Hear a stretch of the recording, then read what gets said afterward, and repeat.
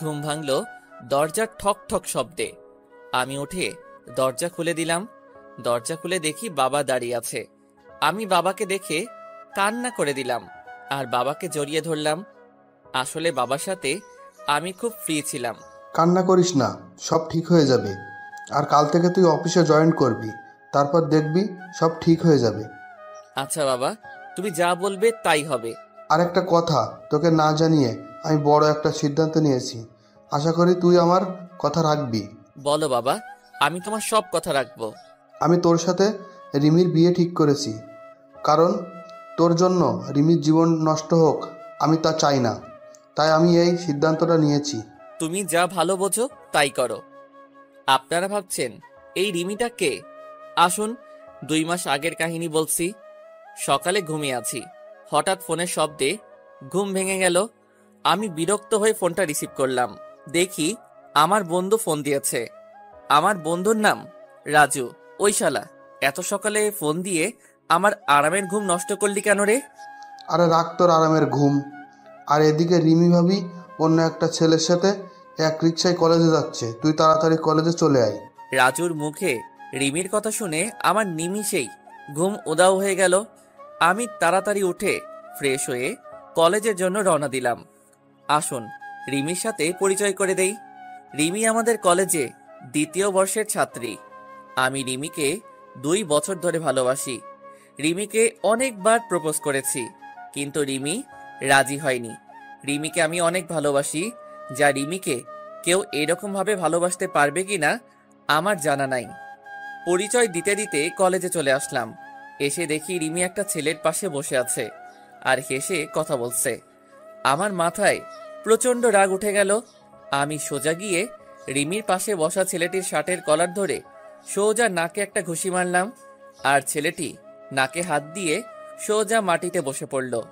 ওই তোরে বলছি না কোনো ছেলের সাথে যেন না মিশতে, তারপরেও তুই কেন ওই ছেলের সাথে কথা বলছিস? আপনি ওকে মারলেন কেন? আপনি জানেন ছেলেটি কি হয়? ও আমার কাজিন হয়। আসলে আপনাদের মতো এমন বখাটেদের জন্য আমাদের মতো মেয়েরা আজ অসুরক্ষিত। আপনি একটা বখাটে, আর যাই হোক আপনাকে ভালোবাসা যায় না। রিমি, আমি সরি। আমি তোমাকে অনেক ভালোবাসি, আর সেই জন্য তোমার পাশে আমি কাউকে সহ্য করতে পারি না। প্লিজ আমাকে ক্ষমা করে দাও। আমি কোনো রাস্তার বখাটে মাস্তানকে ভালোবাসতে পারবো না, যে কিনা রাস্তার কুকুরের মতো মেয়েদের পেছনে পড়ে থাকে। তাই বলে রিমি চলে গেল কলেজ থেকে। রিমির কথা শুনে খুব কষ্ট হতে লাগলো। যাকে আমি নিঃস্বার্থভাবে ভালোবাসলাম সে আমাকে রাস্তার কুকুর বলল।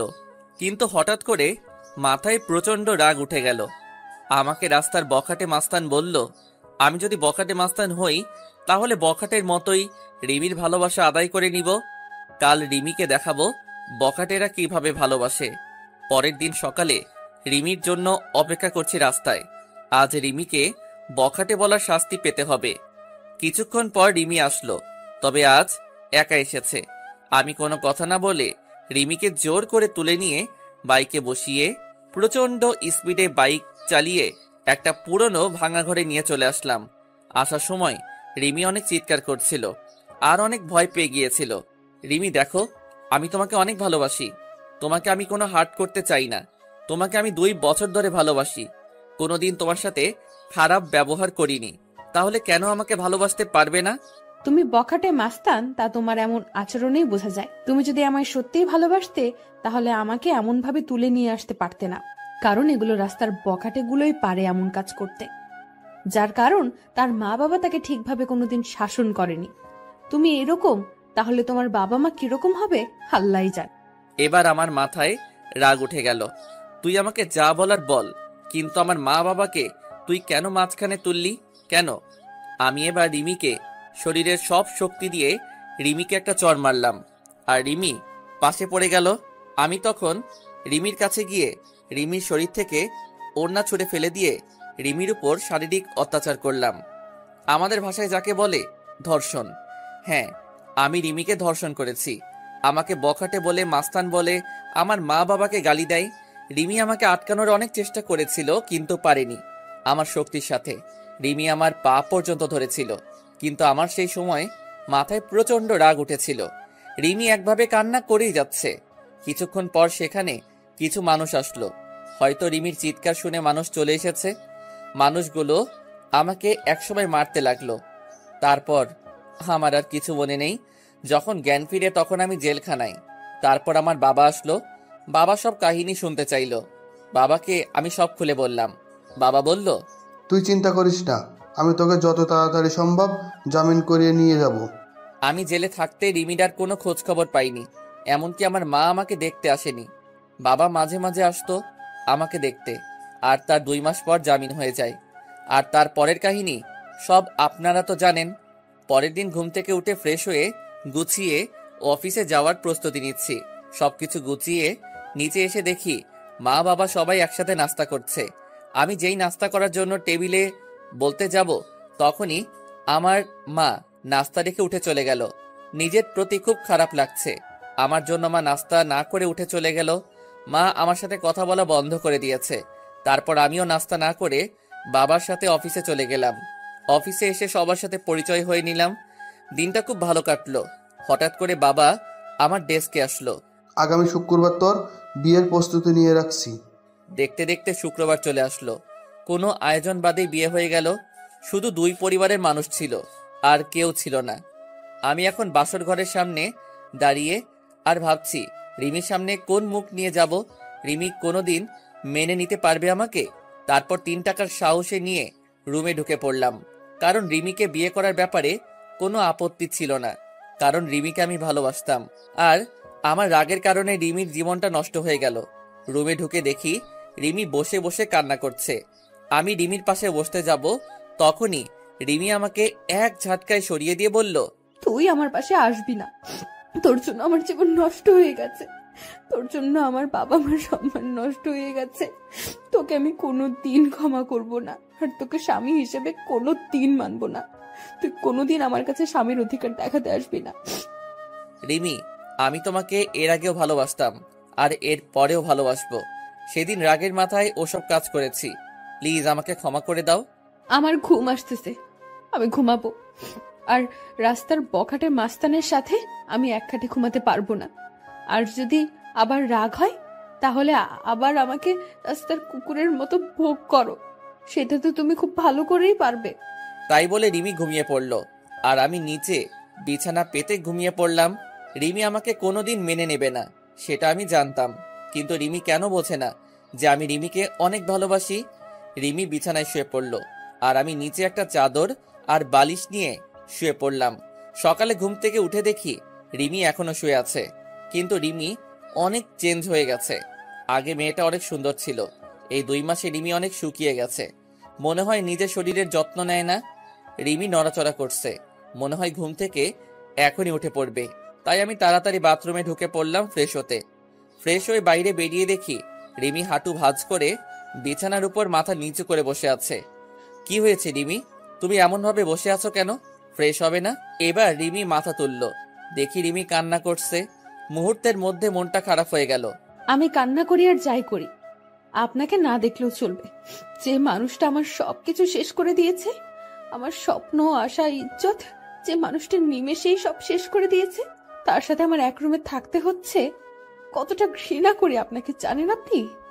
আপনাকে দেখলে আমার মনে হয় যে নিজেকে শেষ করে দেই। আর আজ পরিস্থিতির কারণে আপনি আমার স্বামী, তাই আমি আমার মতো থাকবো, আর আপনি আপনার মতো। আর যদি রাস্তার কুকুরদের মতো যদি আবার আমাকে ভোগ করতে চান, তাহলে করতে পারেন। কারণ বিয়ের আগে আপনি একটা মেয়ের বেঁচে থাকার সম্বলকে ছিনিয়ে নিয়েছেন। তাই আপনাকে আমি ঘৃণা করি, আর আজীবন ঘৃণা করব। আমি কোনো কথা না বলে সোজা বাইরে চলে আসলাম। কিছুক্ষণ হেঁটে বাসায় আসলাম, আর ভাবতে লাগলাম রিমিকে কোনোদিন ইচ্ছার বিরুদ্ধে স্পর্শ করব না। মেয়েটা এই 2 মাস অনেক অপমান সহ্য করতে হয়েছে, তাই রিমি যেন সুখে থাকে, তাই তাকে তার মতো থাকতে দেব। বাসায় এসে দেখি মা আর রিমি রুমে রান্না করছে। মা আর রিমি তারা দুজনে হেসে হেসে কথা বলছে। মনটা ভালো হয়ে গেল যে রিমি মাকে আপন করে নিয়েছে। আমি সোজা রুমে চলে আসলাম, এসে গুছিয়ে নিলাম। অফিস যেতে হবে।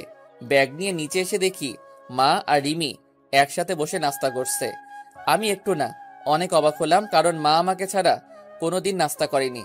খুব কষ্ট হতে লাগলো। দেখলাম আমার নাস্তাটা টেবিলের একপাশে রাখা আছে। আমি একবার রিমি আর একবার মায়ের দিকে তাকালাম, দেখি তারা মাথা নিচু করে নাস্তা করছে। আমার ভীষণ রাগ হতে লাগলো, কারণ তারা আমাকে একবারও ডাকলো না নাস্তা করতে। তাই আমি নাস্তা না করেই অফিসে চলে গেলাম। গিয়ে আব্বুর সাথে সবকিছু দেখাশোনা করতে থাকলাম। আমি এখন আর বন্ধুদের সাথে তেমন বেড়াই না। দুপুরে লাঞ্চ টাইমে আমি আর বাবা গাড়িতে করে বাসায় আসলাম দুপুরের খাবার খেতে। আমি আর বাবা টেবিলে বসলাম।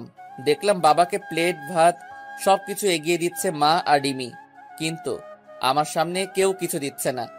সবাই দুপুরের খাবার খাওয়া শুরু করে দিলে কিন্তু আমার উপর কোনো কারোর নজর নেই। খুব কষ্ট হতে লাগলো যে মা আমাকে খাবার না দিয়ে কোনোদিন খাইনি, আর আজ এটা কি হলো। খুব হাসি পাচ্ছে আর বুকের মধ্যে চিনচিন করে ব্যথা করছে। তখন বাবা আমার দিকে একটা প্লেট এগিয়ে দিল আর কিছু ভাত দিল। আমি না খেয়ে উঠে পড়লাম আর বাইরে চলে আসলাম। এখন আর অফিসে যাব না, তাই বাইরে গিয়ে কিছু খেয়ে এক প্যাকেট সিগারেট কিনলাম আর চলে আসলাম আমাদের পুরনো আড্ডাখানায়। সেখানে রাত 10টা পর্যন্ত আড্ডা দিয়ে বাড়ির দিকে রওনা দিলাম। রাস্তায় একটা ফুচকার দোকান দেখলাম। আগে রিমি ফুচকা খুব পছন্দ করত, তাই রিমির জন্য কিছু ফুচকা নিলাম। তারপর বাসায় চলে আসলাম। রুমে এসে দেখি রিমি টিভি দেখছে। আমি রিমির দিকে প্যাকেটটা বাড়িয়ে দিলাম। রিমি একবার প্যাকেটের দিকে তাকিয়ে আবার টিভি দেখায় মনোযোগ দিল।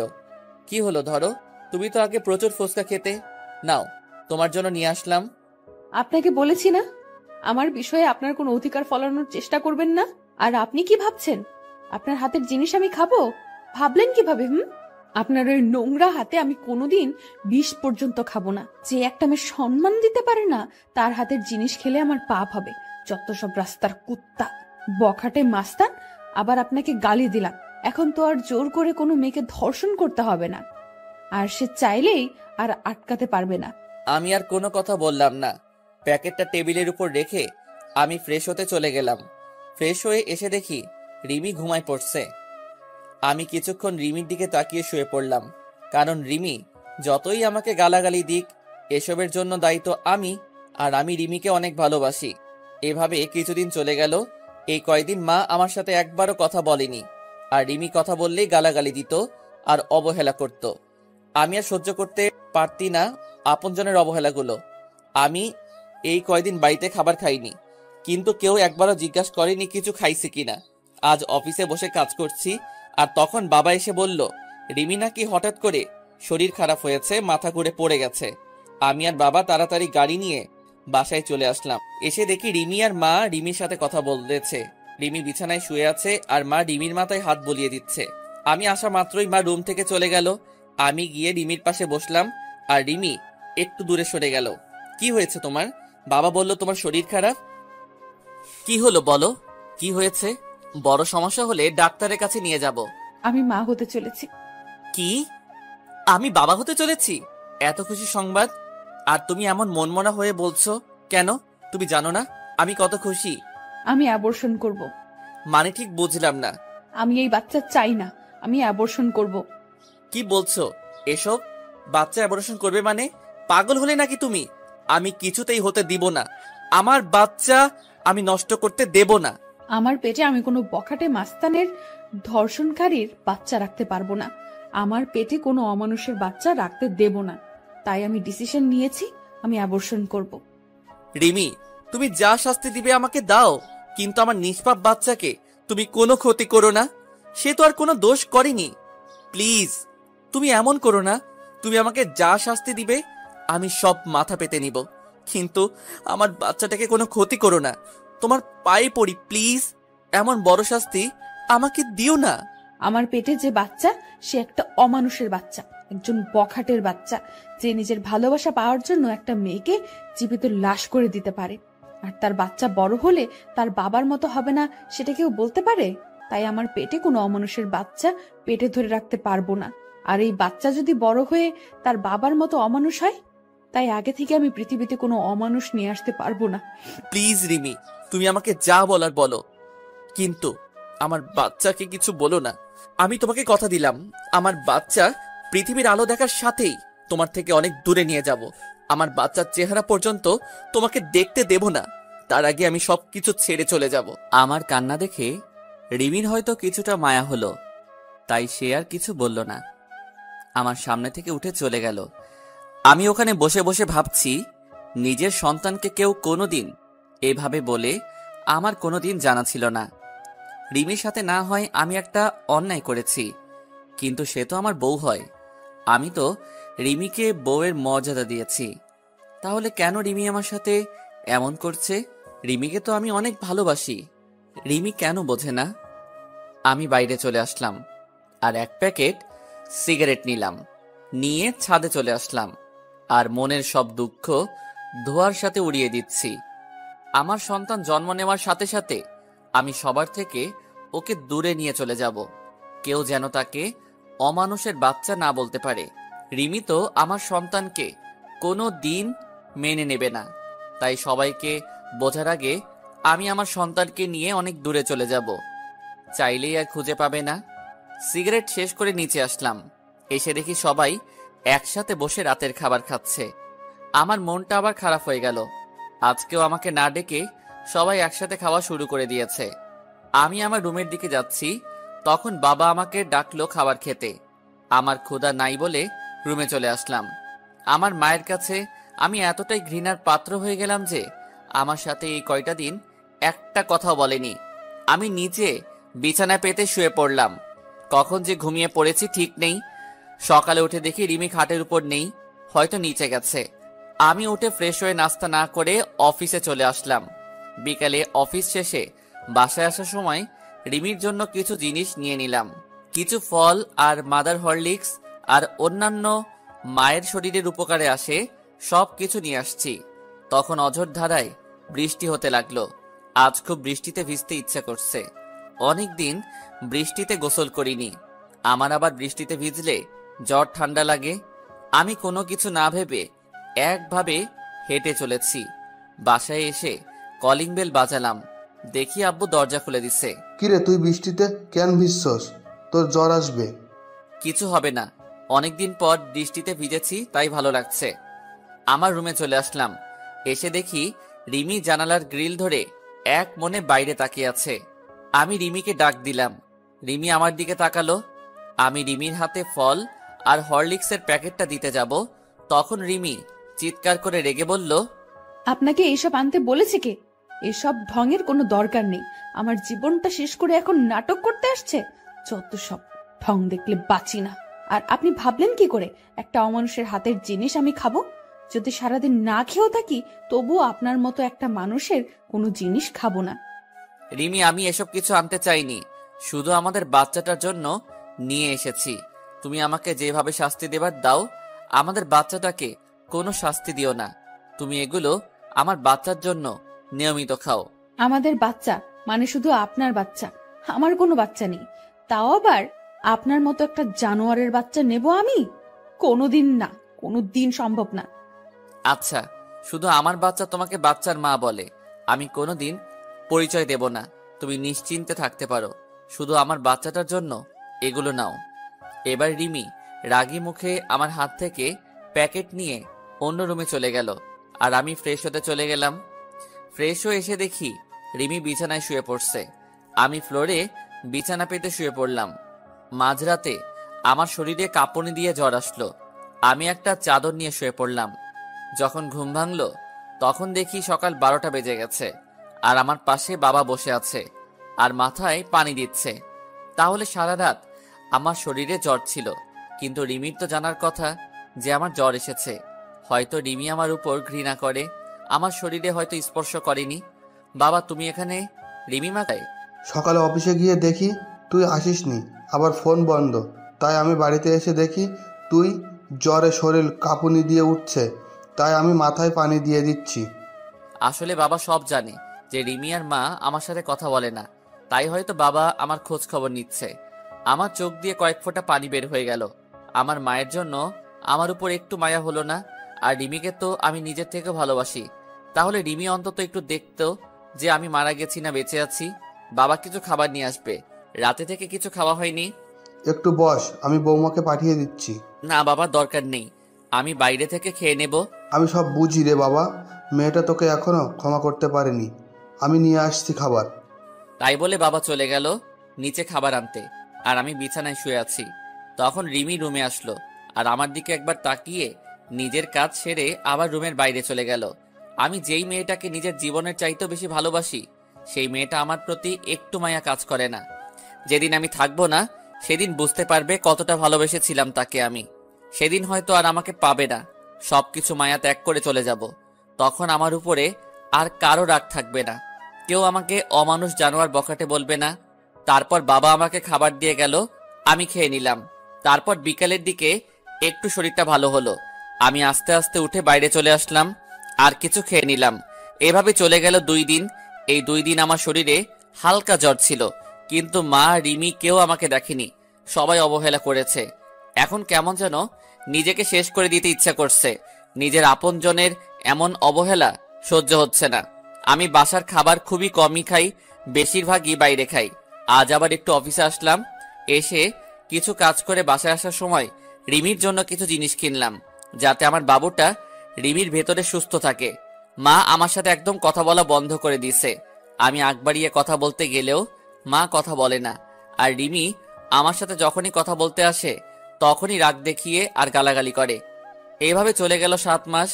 এখন রিমি একটু একটু করে নিজের শরীরের উপরে যত্ন নেওয়া শুরু করছে। হয়তো নিজের সন্তান, তাই একটু মায়া হচ্ছে। এখন রিমির যা যা প্রয়োজন সব বাবাকে বলে, আর বাবা আমাকে বলে আমি সেগুলো নিয়ে আসি। মাঝে মাঝে দেখি রিমি নিজের পেটে আলতো করে হাত বোলায় আর নিজে নিজে কথা বলে।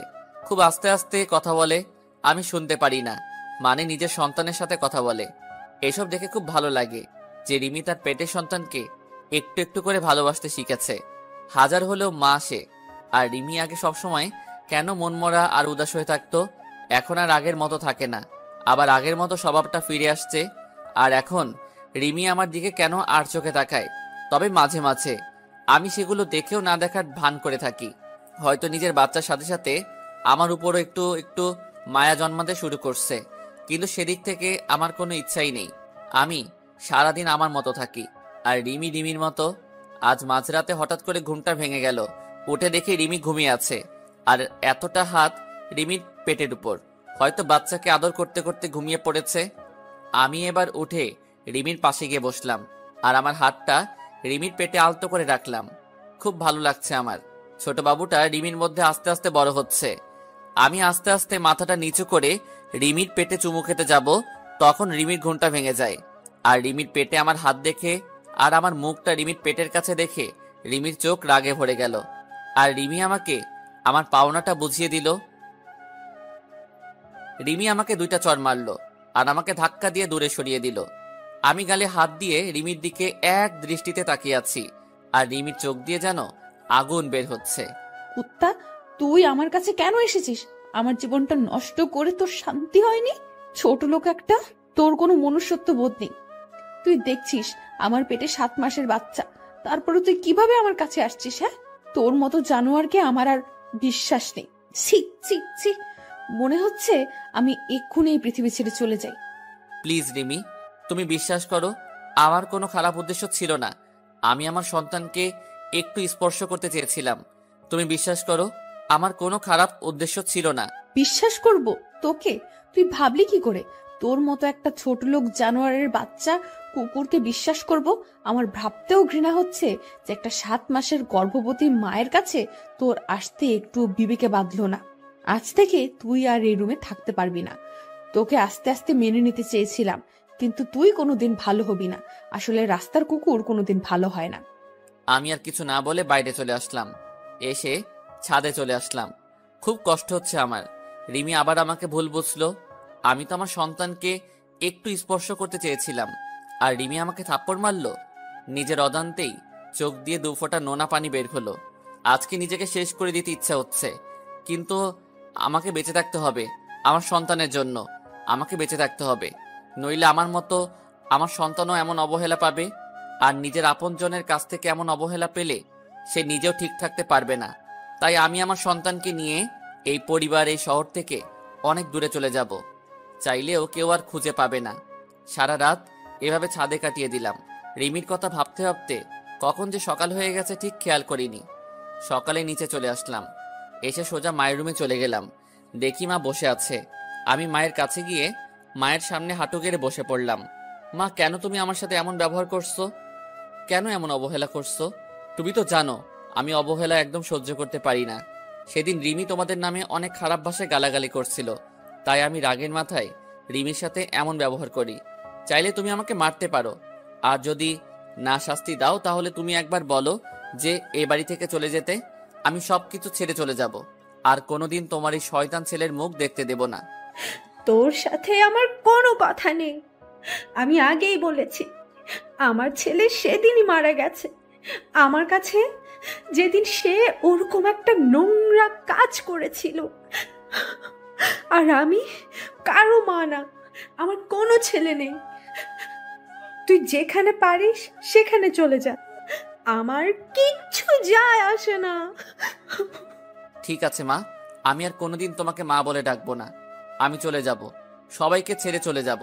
তখন এই শয়তানটার চেহারা তোমাকে আর দেখতে হবে না, আর কোনো অমানুষ তোমাকে মা বলে ডাকবে না। আমি মায়ের রুম থেকে চলে আসলাম নিজের রুমে। রুমে ঢুকে দেখি রিমি বাথরুমে ফ্রেশ হচ্ছে। আমি তাড়াতাড়ি গুছিয়ে নিলাম অফিস যাওয়ার জন্য, যাতে রিমির ফ্রেশ হওয়ার আগে আমি অফিসে চলে যেতে পারি। রিমির বাথরুম থেকে বের হবার আগে আমি অফিসে চলে আসলাম। বাইরে থেকে কিছু নাস্তা করে অফিসে প্রবেশ করলাম। সারাদিন অফিস করে বিকালে যখন ছুটি হলো, তখন ভাবলাম এখন বাসায় গেলে রিমি মা হয়তো আমাকে দেখে আবার বিরক্ত হতে পারে। তাই একটু পার্কে বসে বন্ধুদের সাথে আড্ডা দিয়ে রাত 12টার সময় বাসায় আসলাম। বাসায় এসে অন্য রুমে ঘুমাতে চলে গেলাম।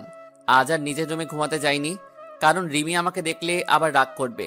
আবার মাঝরাতে আমি কিছু করব ভেবে সারা রাত জেগে থাকতে পারে, আর সারা রাত জেগে থাকলে আমার বাচ্চাটার ক্ষতি হতে পারে। তাই আজ অন্য রুমে ঘুমিয়ে পড়লাম। এভাবে আরো 1 মাস চলে গেল। এই 1 মাসে আমি কারোর সাথে কথা বলিনি, মানে কেউ আমার সাথে কথা বলেনি। শুধু বাবা কথা বলতো আমার সাথে, আর কথা বলবে কিভাবে? আমার সাথে এখন কারো দেখা হয় না। খুব সকালে উঠে অফিস চলে যাই, আর ফিরি অনেক রাত করে, তাই কারোর সাথে দেখা হয় না। আর যদিও ভুল করে মা অথবা রিমির সামনে চলে আসে, তখন আমি মাথা নিচু করে চলে আসি। আর এই 1 মাস আমি কোনোদিন বাসার কোনো খাবার খাইনি। হয়তো আমার জন্য রান্না করা বন্ধ হয়ে গেছে। একদিন সকালে আমার ঘুম থেকে উঠতে দেরি হয়ে গেছে, তাই আজ আর সকালে বাসা থেকে বের হতে পারিনি। তাড়াতাড়ি ঘুম থেকে উঠে ফ্রেশ হয়ে অফিসে যাওয়ার জন্য তৈরি হয়ে যেই রুম থেকে বের হব, তখন দেখি রিমি আমার রুমের দরজার সামনে দাঁড়িয়ে আছে। আমি রিমির এক সাইড করে চলে আসতে যাব, তখন দেখি রিমি আমাকে কি বলতে চাইলো। আমি শুনেও না শোনার ভান করে চলে আসলাম। হয়তো বলতে চেয়েছিল যে কিছু ফল আর কিছু হেলদি খাবার কিনে আনার জন্য বলতে চাইছিল। তাছাড়া রিমি আমার সাথে কেন কথা বলবে? তাই আমি অফিসে চলে আসলাম। সারাদিন অফিস করে অফিস শেষে ফলের দোকানে গিয়ে অনেক ফল, মাদার হরলিক্স সবকিছু কিনলাম। কিনে বাবার কাছে গেলাম। বাবার কাছে ফলের প্যাকেটটা দিয়ে বললাম এইগুলো রিমিকে দিতে। বাবা কিছুক্ষণ আমার দিকে তাকিয়ে রইল। বাবা সবকিছু জানে যে মা আর রিমি আমার সাথে কথা বলে না, কিন্তু বাবা কিছু বলতে পারে না। দোষটা তো আমারই ছিল। তারপর অফিস শেষ করে রাত 11:30-এ বাসায় আসলাম। দেখি সব রুমে লাইট অফ মনে হয়, সবাই ঘুমিয়ে পড়ছে। আমি আমার রুমে ঢুকে কাপড় চেঞ্জ করে ফ্রেশ হতে চলে গেলাম বাথরুমে। ফ্রেশ হয়ে এসে দেখি রিমি আমার রুমে খাটের উপর বসে আছে।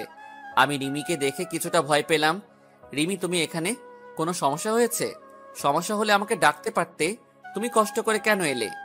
রিমি ভাবছে আমি এতদিন শুধু শুধু মানুষটাকে খারাপ ভেবেছি, কত গালাগালি দিয়েছি, আর সেই মানুষটা আমার সাথে কোনোদিন খারাপ কথা বলেনি, এমনকি আমার উপর কোনোদিন রাগ পর্যন্ত করেনি।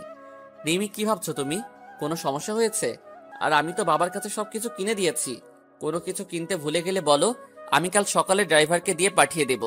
কিছু হয়নি, সবকিছু ঠিক আছে। আপনি রাতে কিছু খেয়েছেন? মনে হয় কিছু খাননি। চলেন আপনাকে খাবার বেড়ে দিই। আমি রিমির কথা শুনে মনে হলো আকাশ থেকে পড়লাম। রিমি আমাকে খাবার জন্য বলছে। খুব অবাক হলাম। আমার খাওয়া নিয়ে কারো চিন্তা করতে হবে না। আর তুমি এত রাত পর্যন্ত জেগে আছো কেন? শরীর খারাপ করবে, যাও ঘুমিয়ে পড়ো। আর এতদিন যখন কেউ আমাকে খাবার খেতে ডাকেনি, আর এখন না ডাকলেই চলবে। তুমি যাও ঘুমিয়ে পড়ো। বেশি রাত জাগলে আমার সন্তানের আবার ক্ষতি হতে পারে, আর আমি চাই না আমার জন্য আমার সন্তানের কোনো ক্ষতি হোক। আসলে সেদিন রাতে আপনাকে ওইভাবে দেখে খুব ভয় আর রাগ উঠে গিয়েছিল, তাই আপনার সাথে সেদিন খারাপ ব্যবহার করেছিলাম। এখন আর ওগুলো নিয়ে আমি আর ভাবি না, সবকিছু অভ্যাস হয়ে গেছে। এখন আর মন খারাপ হয় না।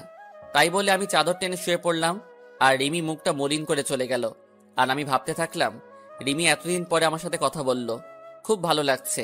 রিমি তাহলে আমাকে ফিল করতে শুরু করেছে। কিন্তু আগেরকার কথা মনে পড়তেই সবকিছু অন্ধকার হয়ে গেল। রিমির বলা সেই পুরনো কথাগুলো মনে পড়তেই আবার আমার মনটা বিষণ্ণতায় ছেয়ে গেল।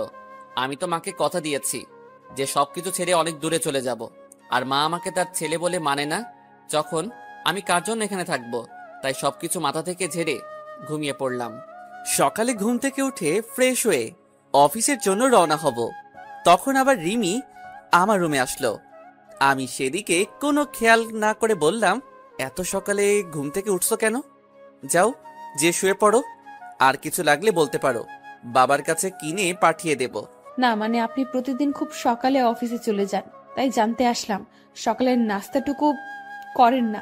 বাবা তো যাই সকালে 9টার সময়, তাহলে আপনি এত সকালে যাচ্ছেন কেন? আমি তোমাকে বলেছি না আমার খাবার খাওয়া নিয়ে কারো চিন্তা করতে? মানা করেছি না? এই 1 বছর যেভাবে খেয়ে আসছি ঠিক এভাবে সারা জীবন খাবার খেতে পারবো। আর এত সকালে অফিস যাই কেন সেটা তুমি ভালো করেই জানো। আমাকে আর বলার প্রয়োজন মনে করি না।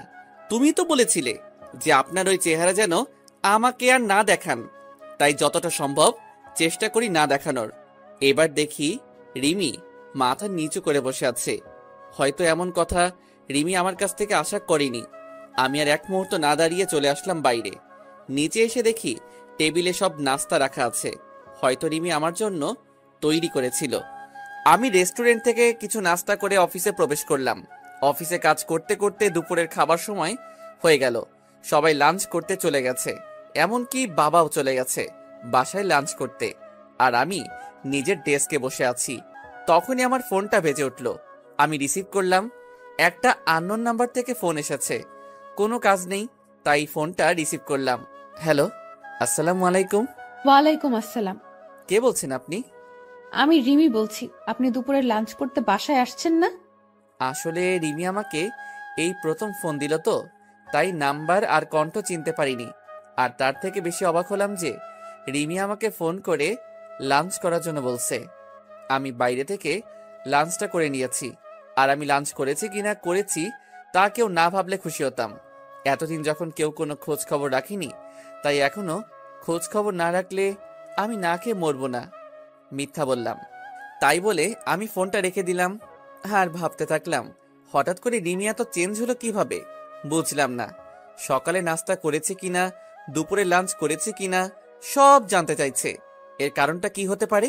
হয়তো আমার উপর হালকা করুণা করছে, কিন্তু আমি কারো উপর করুণা হতে চাই না।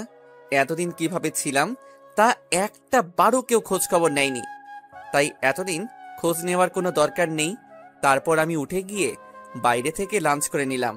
তারপর আবার অফিসের কাজে মনোযোগ দিলাম। অফিস শেষ হয়ে গেল।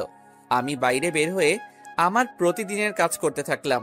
মানে কিভাবে সময় অপচয় করে রাত 12টার সময় বাসায় যাওয়া যায়। রাত 9টা বাজে।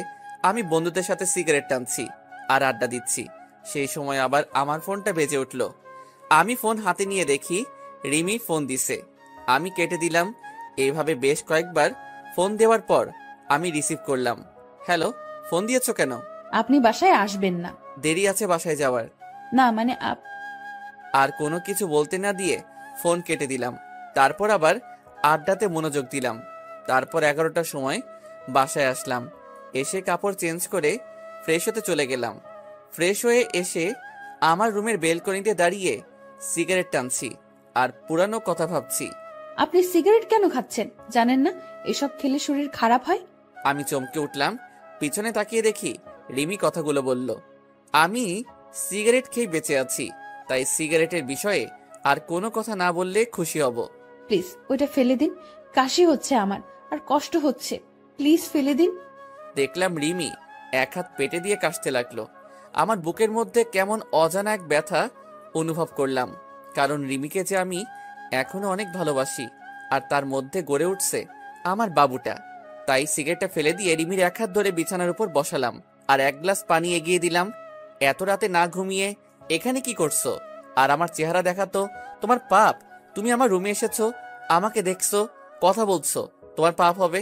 তুমি চলে যাও আর হাতটা রুমে গিয়ে ডেটল দিয়ে ভালো করে পরিষ্কার করে নিবে, কারণ আমি তো একটা অমানুষ। আর একজন নোংরা মানুষ কাউকে স্পর্শ করলে তা ভালোভাবে ধুয়ে পরিষ্কার করে নিবে।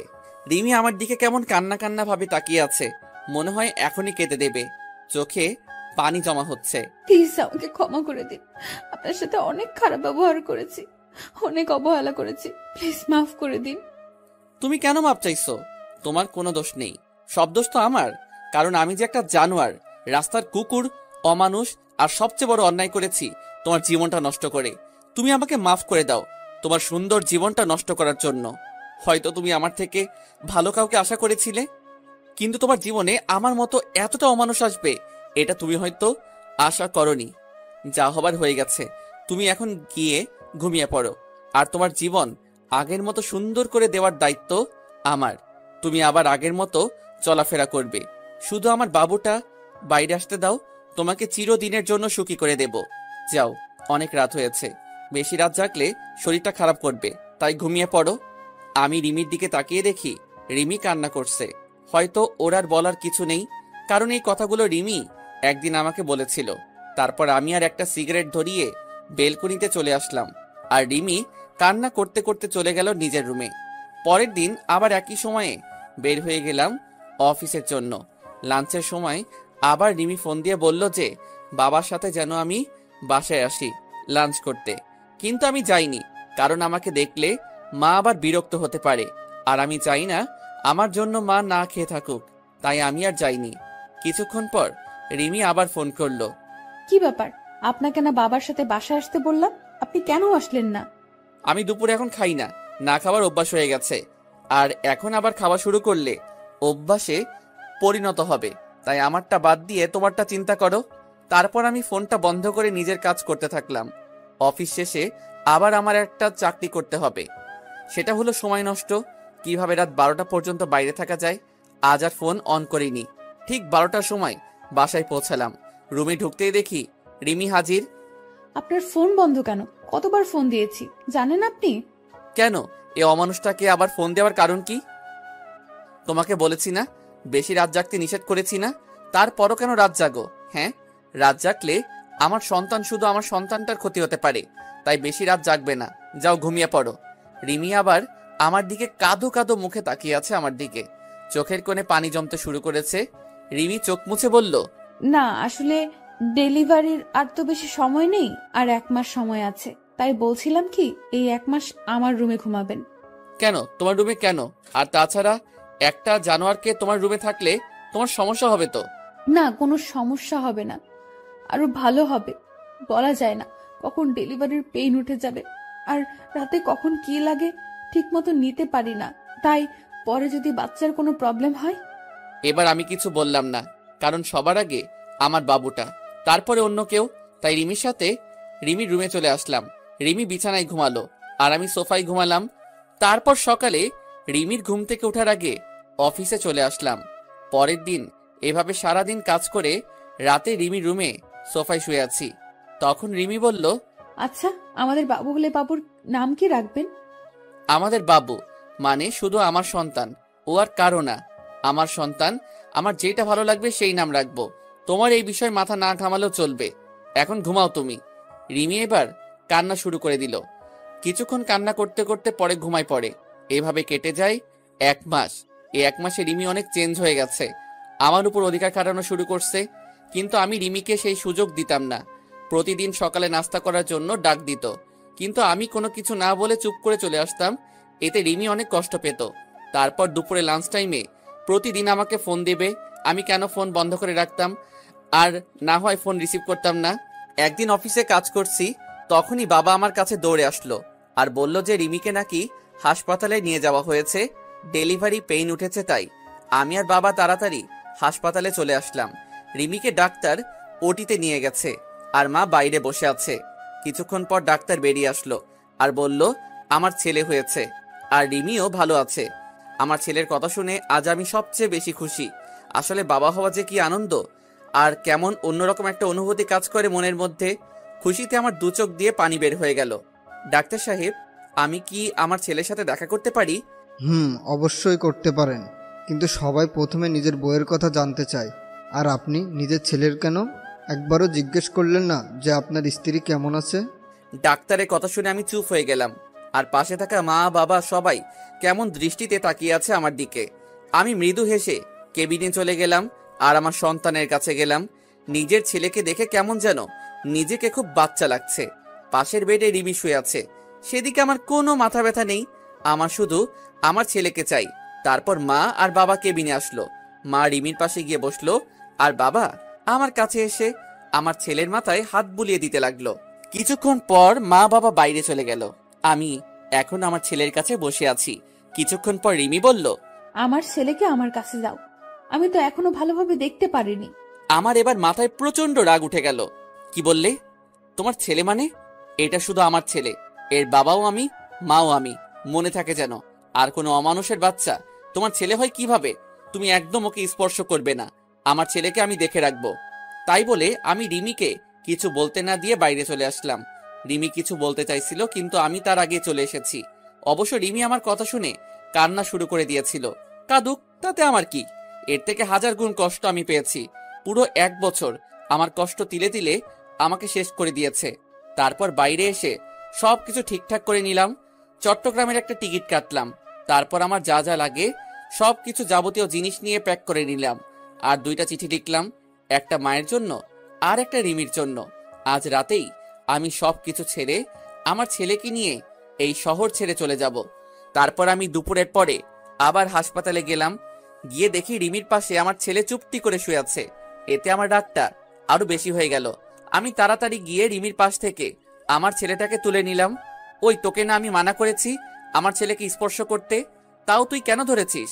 তুই কি ভুলে গেছিস আগের কথা? তুই কি বলে গালাগালি দিয়েছিলি আমার আর আমার ছেলেকে? তারপরও তুই কিভাবে ওকে কোলে নিস? হ্যাঁ, প্লিজ আনাফ, আমাকে ক্ষমা করে দাও। আমি আমার ভুল বুঝতে পেরেছি। একটা মা হওয়া যে কতটা আনন্দের তা আমি জানতাম না। প্লিজ আমার ছেলের কাছ থেকে আমাকে দূরে সরিয়ে দিও না। তুমি যা বলবে আমি সব শুনবো, তবু আমার ছেলেকে আমার কাছে ফিরিয়ে দাও। কেন সেদিন মনে ছিল না যেদিন আমার ছেলেকে আর আমাকে জানোয়ার, রাস্তার কুকুর, অমানুষ বলে গালাগালি দিয়েছিলি? তুই তো আমার ছেলেটাকে গালাগালি দিয়েছিস, কিন্তু তার বয়স মাত্র 2 মাস, তার তখন জন্ম হয়নি। তখন তুই গালাগালি দিয়েছিস। কোনো মা তার নবজাতক ছেলেকে এভাবে গালাগালি দিতে পারে না। তাই এর প্রতি তোর কোনো অধিকার নেই, মনে থাকে যেন। তাই বলে আমি ছেলেকে নিয়ে বাইরে একটা চেয়ারে বসে পড়লাম। আর এদিকে রিমি অঝোর ধারায় কান্না করতে থাকলো। তারপর বিকাল হতেই দেখি মা বাবা চলে আসলো হাসপাতালে। আমাকে ছেলে নিয়ে এভাবে বাইরে বসে থাকতে দেখে বাবা আমার কাছে আসলো। কিরে, কি হয়ে আমার দুলাভাইকে নিয়ে বাইরে বসে আছিস কেন? ভিতরে গিয়ে বস। বাবা আমাকে ক্ষমা করবে, আমার ছেলেকে আমি দেখতে পারবো। মা বা রিমি আমার ছেলের উপর কোনো অধিকার না দেখালে খুশি হব। দেখ বাবা, এতদিন যা হয়েছে সব ভুলে যা, আবার নতুন করে শুরু কর তোরা। আর তাছাড়া এখন তোরা 2 জন না 3 জন। বাবা তুমি কি ভুলে যেতে বলছো? আমার জীবনের সবচেয়ে খারাপ কষ্টকর 1 বছর ভুলে যাব? কোনোদিন সম্ভব না বাবা। এতদিন আমাকে যেমন অবহেলা করে এসেছে, তেমনই আমি চাই না আমার ছেলেটা সব সময় আমার মতো অবহেলা নিয়ে বড় হোক। বাবা তুমি আমার আর আমার ছেলের নিয়ে কোনো চিন্তা করতে হবে না, তুমি শুধু মায়ের শরীরের দিকে খেয়াল রাখবে। তাই বলে আমি আমার ছেলেকে নার্সের কাছে দিয়ে বাইরে চলে আসলাম। তারপর সারাদিন বাইরে কাটিয়ে দিলাম। আমার চট্টগ্রামের বাস রাত 11:30 বেজে। তারপর সোজা হাসপাতালে চলে গেলাম। গিয়ে দেখি রিমি ঘুমিয়ে আছে আর তার হাতের পাশে আমার বাবুটা ঘুমিয়ে আছে। আমি বাবুটাকে কোলে নিয়ে তারপর সেখানে একটা চিঠি রেখে আমার ছেলেকে নিয়ে সোজা বাস স্ট্যান্ডে চলে আসলাম। আর আমার মায়ের জন্য যে চিঠি, সেটা মা কাল সকালে পেয়ে যাবে। তারপর আমি ব্যাগপত্র নিয়ে বাসে উঠে পড়লাম আর মোবাইলের সিমটা খুলে ভেঙে বাইরে ফেলে দিলাম। আজ সবাইকে ছেড়ে অনেক দূরে চলে যাচ্ছি, হয়তো কোনোদিন আর ফিরে আসা হবে না আমার প্রিয় শহর যশোরে। খুব কষ্ট হবে মা বাবাকে ছেড়ে, কিন্তু কি করব, আমার মা আমার সাথে 1 বছর কথা বলেনি, শুধু অবহেলা পেয়েছি। আর রিমিকে তো আমি ভালোবাসতাম। আমি চেয়েছিলাম সবকিছু ভুলে আবার নতুন করে রিমির সাথে সংসার শুরু করব, কিন্তু রিমি আমার নবজাতক বাচ্চাকে অবহেলা করছে। তার তো কোনো দোষ ছিল না। তাই আমি আর চাই না অবহেলা নিয়ে বেঁচে থাকতে। তাই অচেনা শহরে চলে আসলাম নতুন করে জীবন শুরু করতে। পরের দিন সকালে রিমি ঘুম থেকে উঠে দেখে তার ছেলে নেই, আর সেখানে একটা চিঠি রাখা আছে। এদিকে সকালে আহনাফের মায়ের কাছে একটা চিঠি পৌঁছায় দিল একটা অচেনা ছেলে। আহনাফের মা চিঠি পড়তে লাগলো। মা, তুমি যখন আমার চিঠিটা পাবে তখন হয়তো আমি তোমাদের থেকে অনেক দূরে চলে এসেছি, নতুন করে জীবন শুরু করতে। মা, আমি জানি তোমাদের ছেড়ে থাকতে খুব কষ্ট হবে, কিন্তু তাও আমাকে মানিয়ে নিতে হবে। আমি যে 1 বছর তোমাদের কাছ থেকে অবহেলা পেয়েছি সেটা আমি সহ্য করতে পারতাম না মা জান। খুব কষ্ট হতো, মাঝে মাঝে মনে হতো এই পৃথিবী ছেড়ে চিরতরে চলে যায়। কিন্তু আমি আমার ছেলের জন্য নিজের ক্ষতি করিনি, কারণ আমার যদি কিছু হয়ে যেত তাহলে আমার ছেলেটাকে এমন অবহেলা নিয়ে বড় হতে হতো। আর আপনজন অবহেলা করলে কতটা কষ্ট হয় শুধু আমি জানি। তাই আমি তোমাদের ছেড়ে অনেক দূরে চলে যাচ্ছি। আমি তো তোমার কাছে সেই 1 বছর আগে মারা গেছি, তাই আর তোমাদের ছেলে বলে পরিচয় দিতে হবে না। আর আমার এই পাপী নোংরা চেহারা তোমাকে আর দেখতে হবে না। তাই আমি আমার ছেলেকে নিয়ে অনেক দূরে চলে যাচ্ছি মা, যেখানে কোনো অবহেলা নেই। যদি কোনোদিন ভুল করে থাকি তাহলে ক্ষমা করে দিও মা। ইতি, তোমার অবহেলার পাও। আহনাফের মা চিঠিটা পড়া মাত্রই কান্না শুরু করে দিল আর তাড়াতাড়ি উঠে হাসপাতালে যেতে লাগলো। এদিকে হাসপাতালে আহনাফের দেওয়ার চিঠি পড়তে থাকলো। রিমি, তুমি হয়তো জানো না, তোমাকে আগে 2 বছর যেভাবে ভালোবাসতাম ঠিক সেইভাবে এখনো ভালোবাসি। কিন্তু আমার ভালোবাসা তুমি বুঝলে না। মনে করেছিলাম জেল থেকে বের হয়ে আবার তোমাকে বিয়ে করে 2 জন সুখী থাকবো, কিন্তু বিয়ে হলেও আমরা সুখী হতে পারলাম না। তুমি যদি চাইতে তাহলে আমাদের সংসারটা আজ অন্যরকম হতো, কিন্তু তুমি চাওনি, কারণ আমি যে একটা অমানুষ জানোয়ার, তাই না? তুমি তো একদিন বলেছিলে আমার গর্ভে কোনো অমানুষের বাচ্চা ধারণ করতে পারবো না, কিন্তু আমি তোমার প্রতি কৃতজ্ঞ যে আমার ছেলেটাকে তোমার গর্ভে ধারণ করার জন্য। আর তুমি যেদিন আমাকে ভুল বুঝে থাপ্পড় মেরেছিলে সেদিন জানো কতটা কষ্ট পেয়েছিলাম। আর তুমি কি বলেছিলে? আমাকে ক্ষমা করে দাও। আমি সেদিন রাগের মাথায় উল্টাপাল্টা বলে ফেলেছি। রিমি, তুমি কি জানো মানুষ রাগের মাথায় সবসময় সত্যি কথা বলে, আর তাই সেদিন তুমি যা বলছো হয়তো সব সত্যি। আর আমি তোমার জীবন নষ্ট করেছিলাম, আর সেই জীবন থেকে আমি চিরদিনের জন্য আমার ছেলেকে নিয়ে চলে যাচ্ছি। তুমি তো একদিন বলেছিলে তোর মতো পাপীর চেহারা আমি দেখতে চাই না, তাই আমি তোমার কথা রাখার জন্য চলে যাচ্ছি। আর আমার ছেলেকে আর কোনোদিন অমানুষ বলে গালাগালি করো না। তুমি পারলে যতদিন গালাগালি করো আমাকে করো, আমার ছেলেকে আমি কেমন ভাবে গড়ে তুলবো জানি না, কিন্তু তোমাদের মতো অবহেলা করব না যেভাবে তোমরা আমাকে করছো। তাই আমি চিরদিনের জন্য তোমাদের ছেড়ে চলে যাচ্ছি কোনো এক অজানা শহরে। যদি পারো আমাকে ক্ষমা করে দিও। হিতি একটা অমানুষ। রিমি আহনাফের চিঠি পেয়ে পাগলের মতো কান্না করতে থাকলো আর আহনাফ বলে চিৎকার করতে থাকলো। তখনই আহনাফের মা আসলো রুমে, আর রিমি আহনাফের মাকে জড়িয়ে ধরে চিৎকার করে কান্না করতে থাকলো আর বারবার আহনাফ ফিরিয়ে আসো, আমার ছেলেকে ফিরিয়ে দাও বলে চিৎকার করে কান্না করতে থাকলো। আর এদিকে আহনাফ তার ছোট ছেলেকে নিয়ে এক অচেনা শহরে চলে আসলো। কাউকে চিনে না, কোথায় থাকবে আহনাফ নিজেই জানে না। পরের দিন আমি আমার ছেলেকে নিয়ে একটা চায়ের দোকানে বসে আছি। আমি হালকা নাস্তা করে আমার ছেলের জন্য দুধ কিনে তাকে কষ্ট করে খাওয়ালাম। অনেক হয়েছে, এবার আমার ছেলের একটা নাম রাখতে হবে, তাই আমার ছেলের নাম আব্দুল্লাহ আল সামি রাখলাম, কিন্তু আমি তাকে সামি বলেই ডাকবো, আপনারাও ডাকতে পারেন সামি বলে। তারপর দোকানে আর কিছুক্ষণ বসে থাকার পরে হঠাৎ করে দোকানদার বলল, কি ব্যাপার, আপনি এতটুকু বাচ্চা নিয়ে এভাবে ঘুরে বেড়াচ্ছেন কেন? আর বাচ্চার মা কোথায়?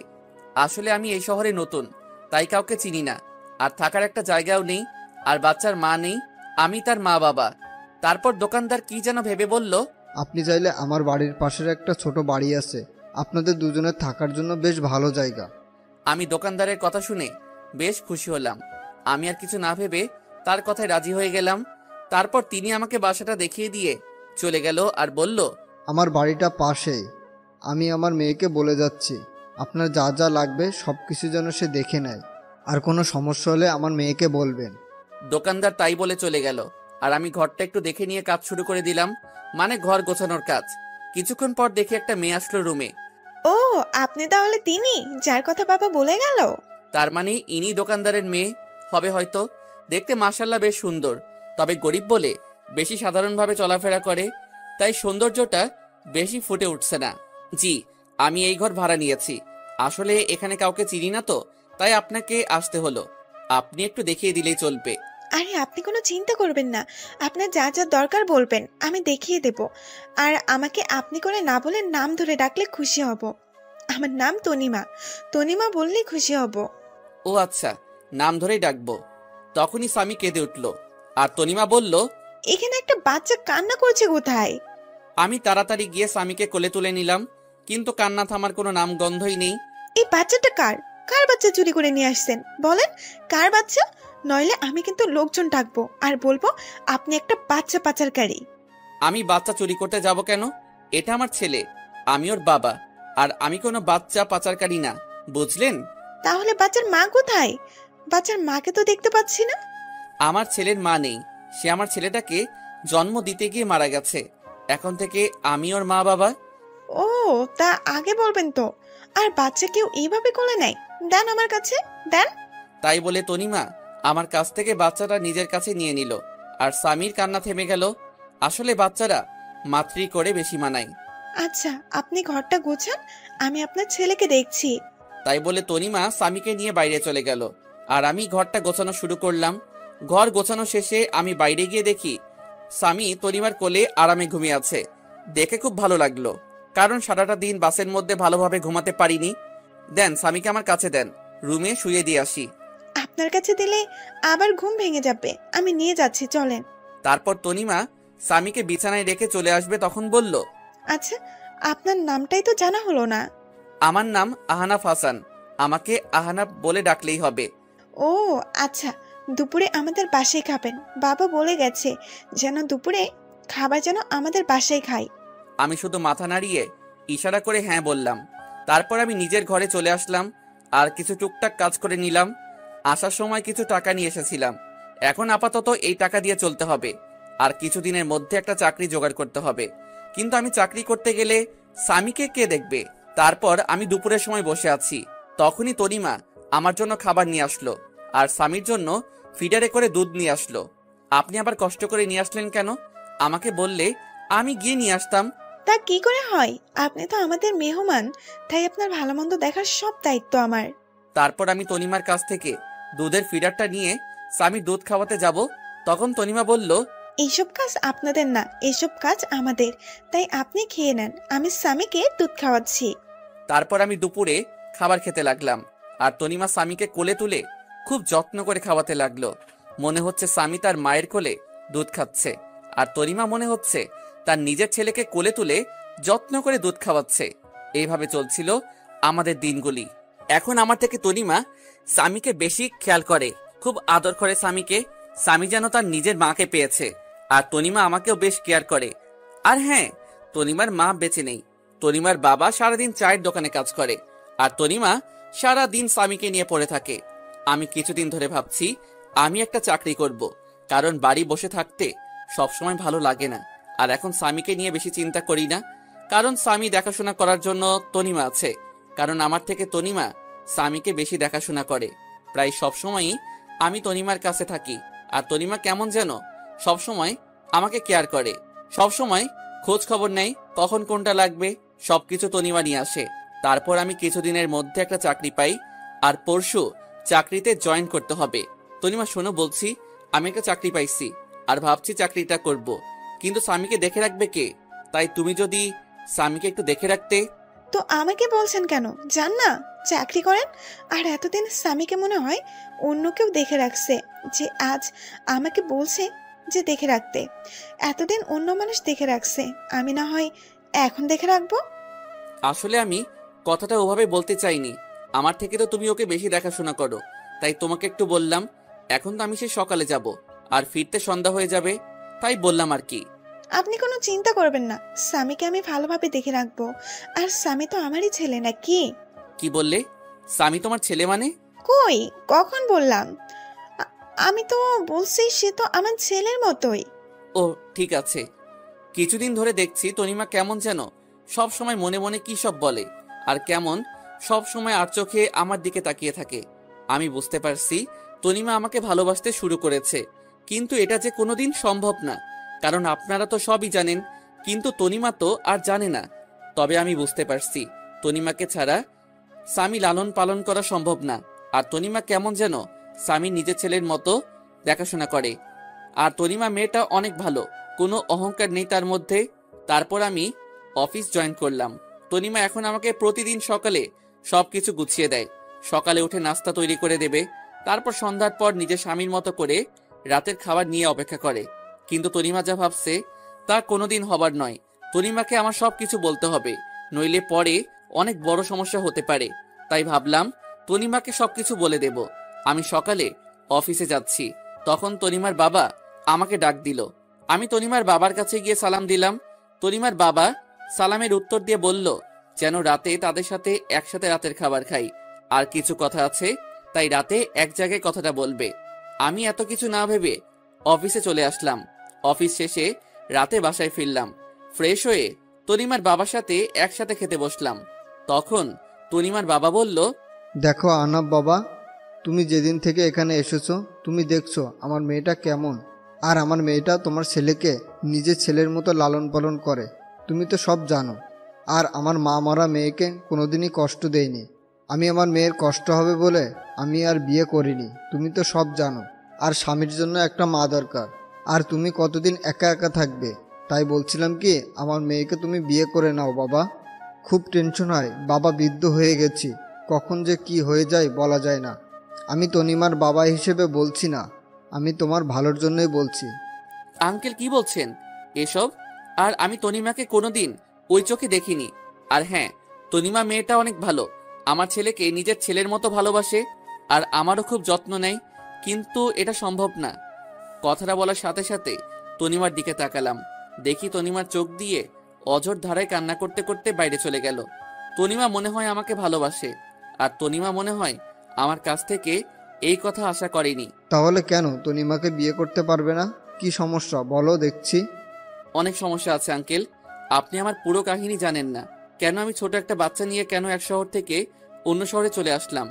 আমার একটা পুরনো অতীত আছে, আর সেই অতীত শুনলে আপনি আর আমার সাথে আপনার মেয়েকে বিয়ে দিবেন না। তোমার একটা অতীত আছে? কই, তুমি তো আমাকে আগে বলনি। তখন বলার মতো পরিস্থিতি ছিল না, তাই বলিনি।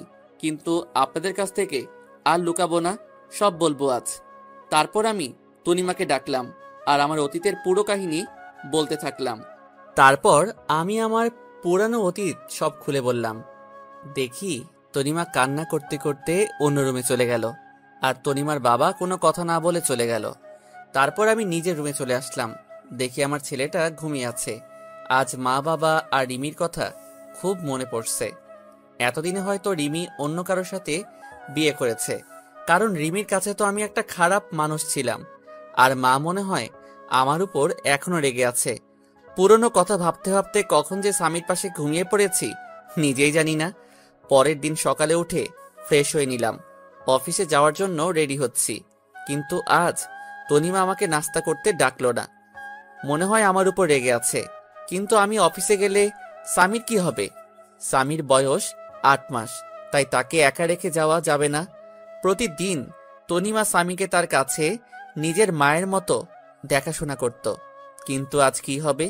আমি বিছানায় মাথা নিচু করে বসে আছি, তখনই তনিমা আসলো আর বলল, আপনি অফিসে চলে যান, আমি স্বামীকে দেখে রাখছি। আসলে কাল একটু দেরি করে ঘুমানোর জন্য সকালে উঠতে দেরি হয়ে গেল, তাই আপনার জন্য নাস্তা তৈরি করতে পারলাম না। কাল থেকে আবার তৈরি করে দেব। আমি তনিমার দিকে তাকিয়ে দেখি তনিমার চোখ মুখ ফুলে আছে, আর চোখ কিছুটা লাল হয়ে আছে, মনে হয় সারা রাত কান্না করেছে। তনিমা, আমাকে তুমি ক্ষমা করে দাও। তোমাদের কাছ থেকে আমার পুরনো অতীত লুকানোর জন্য যদি সেদিন সবকিছু বলে দিতাম, তাহলে আজ তোমাকে কষ্ট পেতে হতো না। কিন্তু কি করব বলো, আমি যে চাইলেও সবকিছু ভুলে যেতে পারবো না। আপনি কেন ক্ষমা চাইছেন? আর অন্যায় তো আমি করেছি। আমি আপনার সম্পর্কে সবকিছু না জেনে আপনাকে ভালোবেসেছি। আমি আর আপনাদের মধ্যে আসবো না, কিন্তু স্বামীকে আমার কাছ থেকে দূরে রাখবেন না। স্বামী আপনার ছেলে, আমি কোনোদিন ভাবিনি, সব সময় নিজের ছেলে মনে করে এসেছি। প্লিজ স্বামীকে আমার কাছ থেকে দূরে সরিয়ে দেবেন না। আমি তনিমার কথা চোখ দিয়ে টপটপ করে পানি পড়তে থাকলো। রিমির মধ্যে আর তনিমার মধ্যে কত পার্থক্য। রিমি নিজের সন্তানকে অমানুষ বলে, গালাগালি করে, আর তনিমা স্বামী কিছু না হওয়া সত্ত্বেও স্বামীর জন্য কত ভালোবাসা তার। আমি স্বামীর কাছে গিয়ে স্বামীর 2 গালে 2টা চুমু দিয়ে স্বামীকে তনিমার কোলে তুলে দিয়ে চলে আসলাম অফিসে। এভাবে চলতে থাকলো আমার একাকিত্ব জীবন। এখন স্বামী হাঁটতে শিখে গেছে আর সব সময় তনিমার সাথে সব সময় দুষ্টামি করে। তনিমা এখন আর আমার উপর তেমন অধিকার দেখায় না। হয়তো তনিমা বুঝে গেছে যে পাওয়ার নাই তা নিয়ে ভেবে লাভ নাই। আর তনিমা স্বামীকে সব সময় কাছে রাখে, খুব আদর করে স্বামীকে। একদিন অফিস থেকে বাসায় আসলাম, তখন তনিমা স্বামীকে আমার কাছে দিতে আসলো। আজ স্বামী আমাকে মা ডেকেছে জানেন? তনিমা, তুমি সব জানো আমার প্রতি ঘটে যাওয়া সব ঘটনা, আর আমি চাই না স্বামী আপনাকে মা বলে ডাকুক, কারণ আপনি তো আর সারা জীবন আর স্বামীকে দেখাশোনা করবেন না। আজ না হয় কাল তোমার বিয়ে হয়ে যাবে, তখন আমি চাই না স্বামী তার মায়ের জন্য কান্না করুক। তাই তুমি ভবিষ্যতের কথা চিন্তা করে এখন মানিয়ে নিলে খুশি হতাম। আমি বুঝতে পারছি, আমি চেষ্টা করব। এভাবে চলে গেল আরো 2 বছর। এখন স্বামী ভালোভাবে কথা বলতে পারে। স্বামী এখন আমাকে আব্বু বলে ডাকে। যেদিন স্বামী আমাকে আব্বু বলে ডেকেছিল সেদিন যে কত খুশি হয়েছিলাম তা ভাষায় প্রকাশ করা যাবে না। আর এখন স্বামী তনিমাকে আন্টি বলে ডাকে। আমি জানি এসব তনিমা শিখিয়ে দিছে। এভাবে আরো কিছুদিন যাওয়ার পর তনিমা এসে বলল, বাবা আমার বিয়ে ঠিক করে ফেলেছে, কিন্তু সে স্বামীকে ছাড়া থাকতে পারবে না বলে অজরধারায় কান্না করতে থাকলো। আমি কি বলে তনিমাকে সান্ত্বনা দেব কিছু খুঁজে পাচ্ছি না, কারণ সেই ছোট থেকে স্বামী কোলে তুলে নিজের হাতে খাইয়ে বড় করেছে। সবাই কষ্ট হওয়ার কথা, কিন্তু বাস্তবটাকে মেনে নিতে হবে, নইলে পরে অনেক সমস্যার মধ্যে পড়তে হবে। কিছুদিনের মধ্যে তনিমার বিয়ে হয়ে গেল। এই কয়দিন স্বামীকে সবসময় কাছে নিয়ে রাখতাম, কারণ স্বামী এখনো ছোট। তাই কিছুদিন তনিমার থেকে দূরে রাখলে স্বামী হয়তো তনিমাকে আস্তে আস্তে ভুলে যাবে। তনিমা বিয়ের দিন স্বামীকে জড়িয়ে ধরে অনেক কান্না করেছিল, যেন মা তার ছেলেকে চিরদিনের জন্য ছেড়ে চলে যাচ্ছে। তনিমার কান্না দেখে আমারও খুব কান্না পাচ্ছিল। তারপর তনিমার বিয়ে হয়ে গেল। কিছুদিন স্বামী কান্না করছিল তনিমা না দেখতে পেয়ে, কিন্তু স্বামী ছোট, সে কারণে কিছুদিন পর আর কান্না করে না। এখন স্বামীকে আমার সাথে আমার অফিসে নিয়ে যাই। অফিসের সবাই স্বামীকে অনেক ভালোবাসে, সবাই স্বামীকে দেখে রাখে, সবাই স্বামীকে আদর করে। কিছুদিন পর অফিস থেকে জানালো আমার ট্রান্সফার করা হয়েছে, আর এখন আমার অফিস ঢাকাতে পোস্টিং করা হয়েছে। আমিও সবকিছু মেনে নিলাম। তনিমার বাবার কাছ থেকে বিদায় নিয়ে ঢাকাতে চলে আসলাম। তবে ঢাকাতে আসার আগে তনিমা কিভাবে খবর পেয়েছিল আমরা একেবারের জন্য ঢাকায় চলে যাচ্ছি, সেদিন তনিমা এসে স্বামীকে কোলে তুলে অনেক আদর করে আর বলে মাঝে যেন তার সাথে দেখা করি। তারপর আমরা ঢাকায় চলে আসি। তারপর দেখতে দেখতে আরো 2টা বছর চলে গেল। এখন স্বামীকে একটা স্কুলে ভর্তি করিয়ে দিছি। আমি অফিসে যাওয়ার সময় স্বামীকে স্কুলে দিয়ে আসি, আর স্কুল শেষে স্বামীকে আমার অফিসে নিয়ে আসি। তারপর অফিস শেষে দুজন বাসায় চলে আসি। একদিন স্বামী বলল, আব্বু আব্বু তুমি জানো স্কুলে আমার সব বন্ধুরা তাদের আম্মুর সাথে যায়, তাদের আম্মু তাদের কত ভালোবাসে, কিন্তু আমার আম্মু নেই কেন? ও আব্বু বলো আব্বু, আমার আম্মু কোথায়? আমি স্বামীর কথা শুনে অনেক অনেক বেশি অবাক হলাম, কারণ এই 5 বছরে আমি একদিনও তার মায়ের কথা জিজ্ঞাসা করিনি। তাহলে আজ কেন তার মায়ের কথা জিজ্ঞাসা করলো? মনে হয় স্কুলে তার বন্ধুদের মায়ের সাথে আসতে দেখে স্বামীরও তার মায়ের কথা মনে পড়ছে। বাবা, তোমার আম্মু আমাদের উপর রেগে আছে, তাই আমাদের কাছে থাকে না। তোমার আম্মু আমাদের ছেড়ে দূরে কোথাও চলে গেছে। আব্বু আমাদের উপর কি কারণে রাগ করেছে? আমি কি ছোটবেলায় খুব দুষ্টুমি করতাম আম্মুর সাথে? না বাবা, তোমার আম্মু আমার উপর রেগে চলে গেছে। তোমার আম্মু ভালো না, আমার পিচ্চি বাবুটার কষ্ট বোঝে না, তাই তোমার আম্মু ভালো না। আব্বু তুমি কি বলেছিলে যে আম্মু রাগ করে চলে গেছে? আমার একটা রাজকুমারের খুব দরকার ছিল, কিন্তু তোমার আম্মু আমাকে দিতে রাজি ছিল না, তাই তোমার আম্মু রাগ করে চলে গেছে। আব্বু তাহলে তোমার আব্বু আম্মু কোথায়? তারা কেন আমাদের সাথে থাকে না? আমার আম্মু আব্বু আমাকে খুব ভালোবাসতো। ঠিক আমি যেভাবে তোমাকে আদর করি ঠিক সেভাবে আমাকেও আদর করত। তাহলে তোমার আম্মু আব্বু কোথায়? আমি তো আমার আব্বুর সাথে থাকি, তুমি কেন তোমার আব্বুর সাথে থাকো না? তোমার আম্মুর জন্য আমার আম্মু আব্বু আমার উপর রেগে চলে গেছে। তাহলে আমার আম্মুর কাছে কোনোদিন যাব না। কেন যাবে না? তুমি তোমার আম্মুর কাছে, তুমি তো এইমাত্র বললে আমি আম্মুর কাছে যাব। না যাব না, আম্মু খুব খারাপ, অনেক পচা। আমার আম্মুর জন্য তোমার আম্মু আব্বু তোমার উপর রাগ করে চলে গেছে। পরে যদি আম্মুর জন্য তুমি যদি আমার উপর রেগে আমাকে ছেড়ে চলে যাও। না বাবা, তোমাকে ছেড়ে আমি কোথাও যাব না। উম্মা। আব্বু, আমি তোমার আম্মুর আব্বুর কাছে যাব। কেন? তুমি আমার আম্মু আব্বুর কাছে যাবে কেন? আমি তোমার আম্মু আব্বুর কাছে গিয়ে মাপ চাইবো, যেন আমার আব্বুর ওপর যেন আর রেগে না থাকে। না বাবা, তারা তোমার কথা শুনবে না। আমার উপর আমার আম্মু অনেক রেগে আছে। না আব্বু, আমি যাব আর তোমার আম্মুর কাছে পা জড়ি ধরে মাপ চাইবো, যেন তোমাকে মাপ করে দেয়। আচ্ছা বাবা, তোমার পরীক্ষা শেষ হলে নিয়ে যাব। ঠিক আছে বাবা? ঠিক আছে আব্বু। তাই বলে স্বামী শুয়ে পড়ল। আর আমি ভাবতে থাকলাম, আমাকেও অনেক মা বাবাকে দেখতে ইচ্ছে করছে। অনেকদিন মা বাবাকে দেখিনি। তাই স্বামীর পরীক্ষা শেষ হলে কিছুদিনের জন্য আবার সেই নিজের চিরচেনা শহর যশোরে যাব। এতদিনে মনে হয় রিমি আর একটা বিয়ে করে স্বামীর সাথে সুখে শান্তিতে সংসার করছে।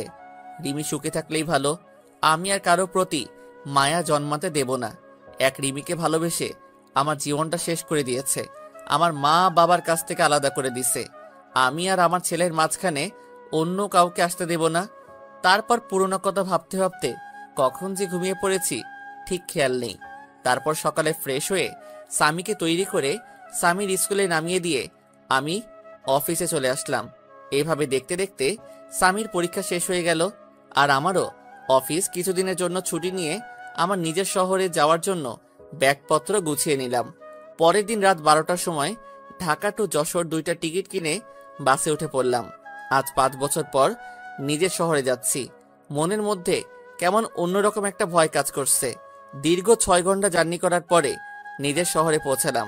খুব ভালো লাগছে। অনেক দিন পর নিজের শহরে আসলাম। অনেক স্মৃতি জড়িয়ে আছে এই শহরের সাথে। তারপর একটা সিএনজি নিয়ে নিজের বাড়ির দিকে রওনা হলাম। 30 মিনিট পর আমার বাসার সামনে আসলাম। বাড়িটা এখনো আগের মতো রয়েছে। এবারও মনে হয় বাড়িতে চুনকাম করা হয়নি। আমি দরজার সামনে দাঁড়িয়ে কলিং বেল বাজালাম। কিছুক্ষণ পর দরজা খুলে গেল আর আমার মা দরজা খুলে দিল।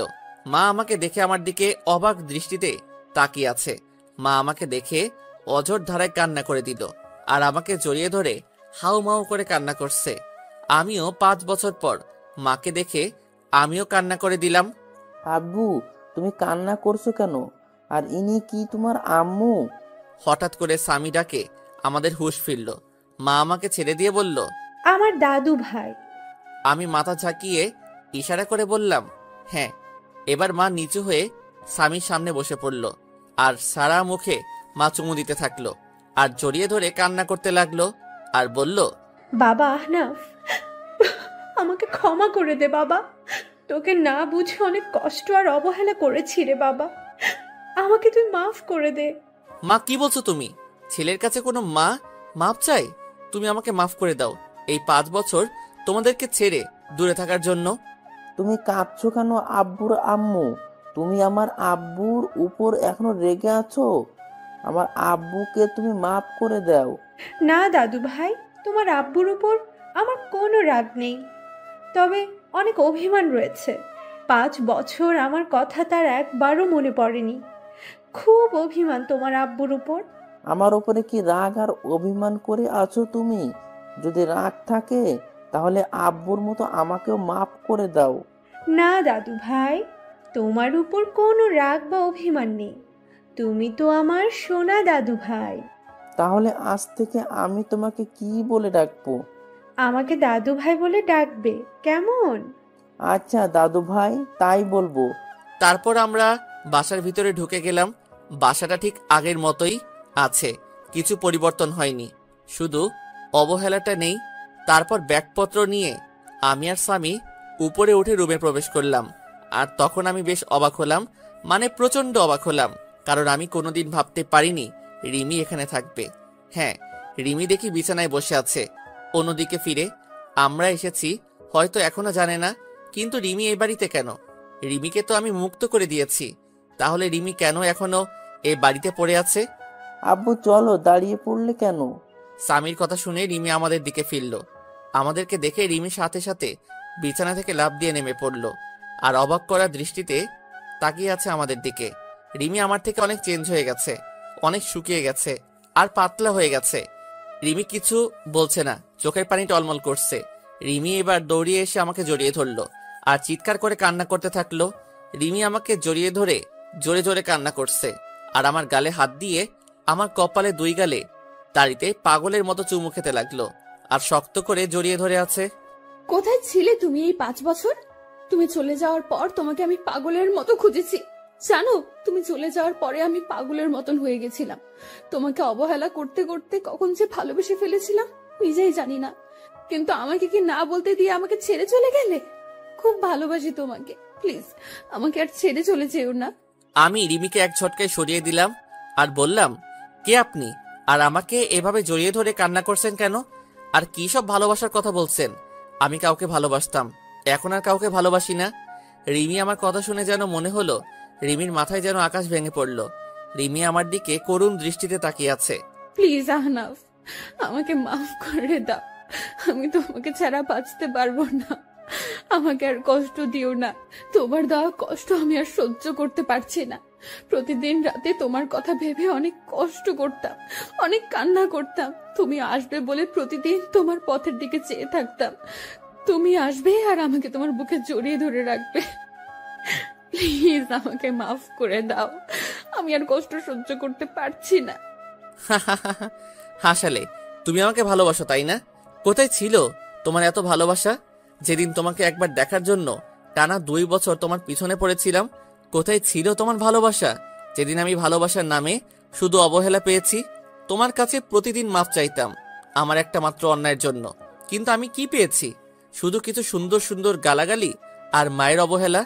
তুমি কি জানো আপনজনের অবহেলা কত কষ্টকর, কতটা অসহ্য, যা আমাকে ভিতর থেকে একদম শেষ করে দিয়েছে। তাই আমি আর কখনো অবহেলা সহ্য করতে পারবো না। আর কারো প্রতি আমার কোনো টান নেই বা ভালোবাসা নেই। এখন শুধু আমি আমার ছেলেকে নিয়ে বাঁচতে চাই। আমার পুরো পৃথিবী জুড়ে এখন শুধু আমার ছেলে রয়েছে। আমি আর কাউকে আমার পৃথিবীতে প্রবেশ করতে দেব না। রিমি এবার নিচে তাকিয়ে দেখে সামি দাঁড়িয়ে আছে। রিমি সামিকে দেখে আরো জোরে কান্না শুরু করে দিল আর রিমি হাঁটু ভাঁজ করে সামির সামনে গিয়ে বসে পড়ল আর জড়িয়ে ধরল সামিকে। সামিকে জড়িয়ে ধরে কান্না করতে থাকলো আর 2 গালে চুমু খেলো। রিমির এমন ঢঙের ভালোবাসা দেখে আমার রাগটা চরমে উঠে গেল।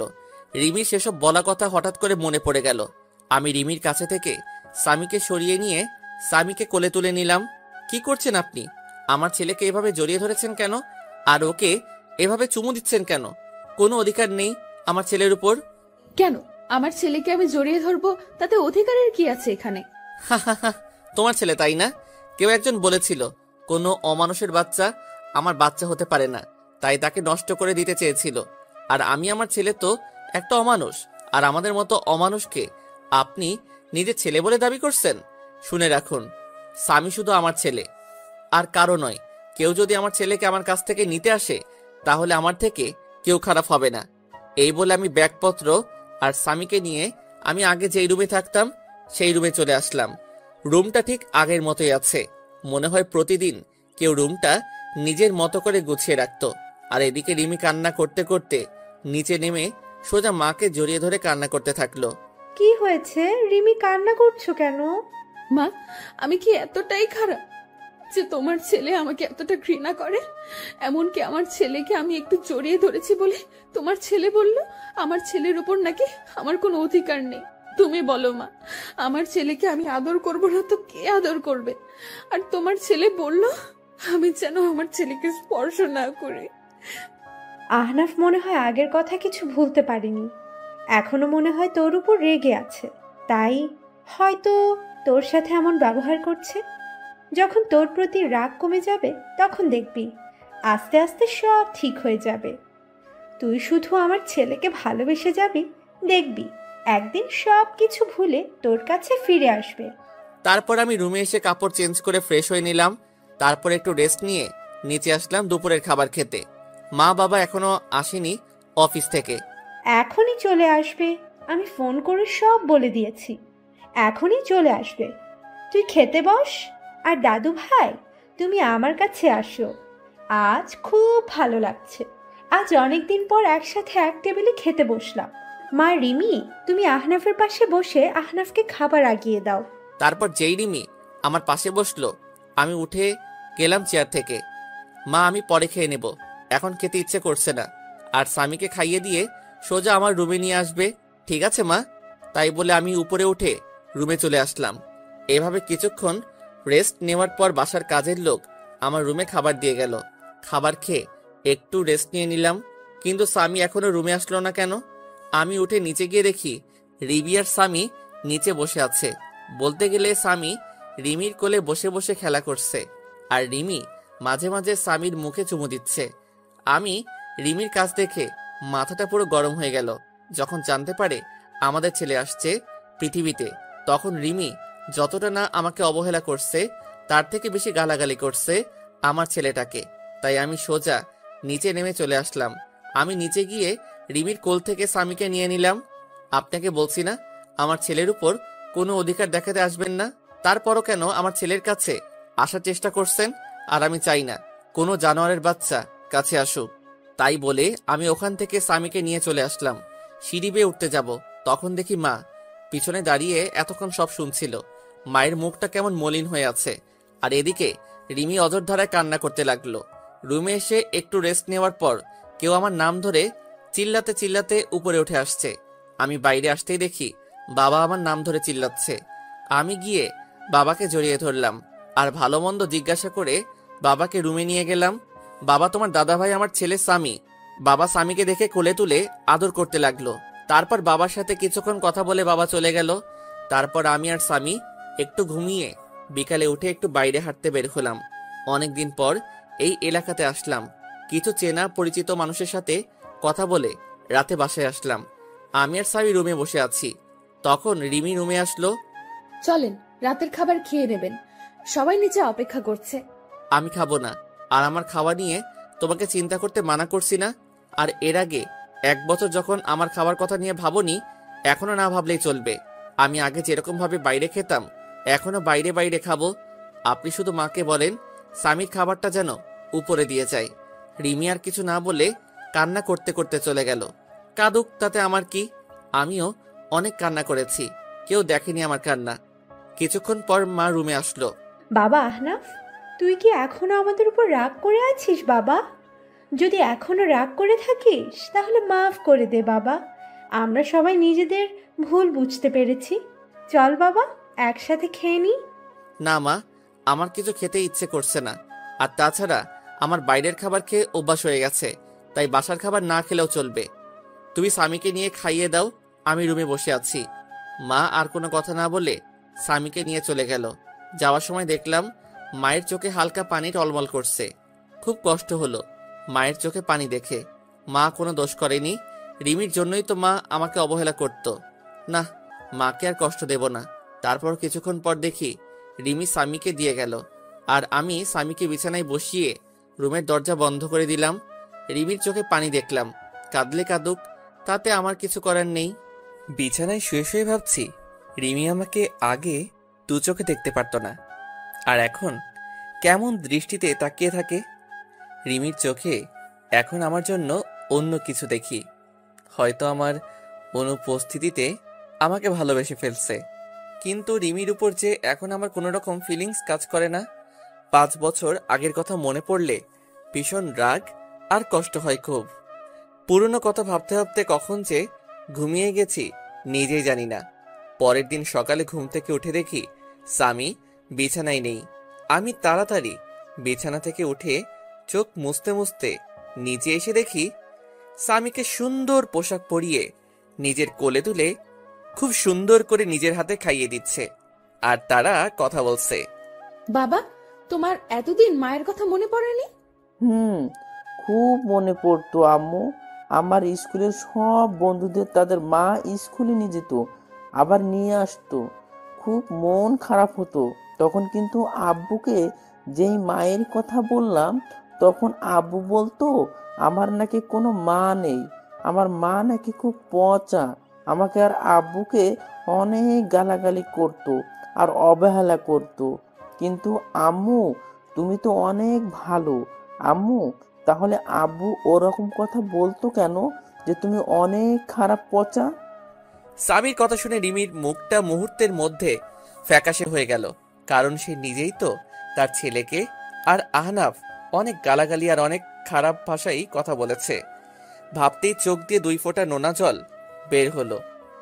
আমি আর দাঁড়িয়ে না থেকে রিমির সামনে চলে গেলাম।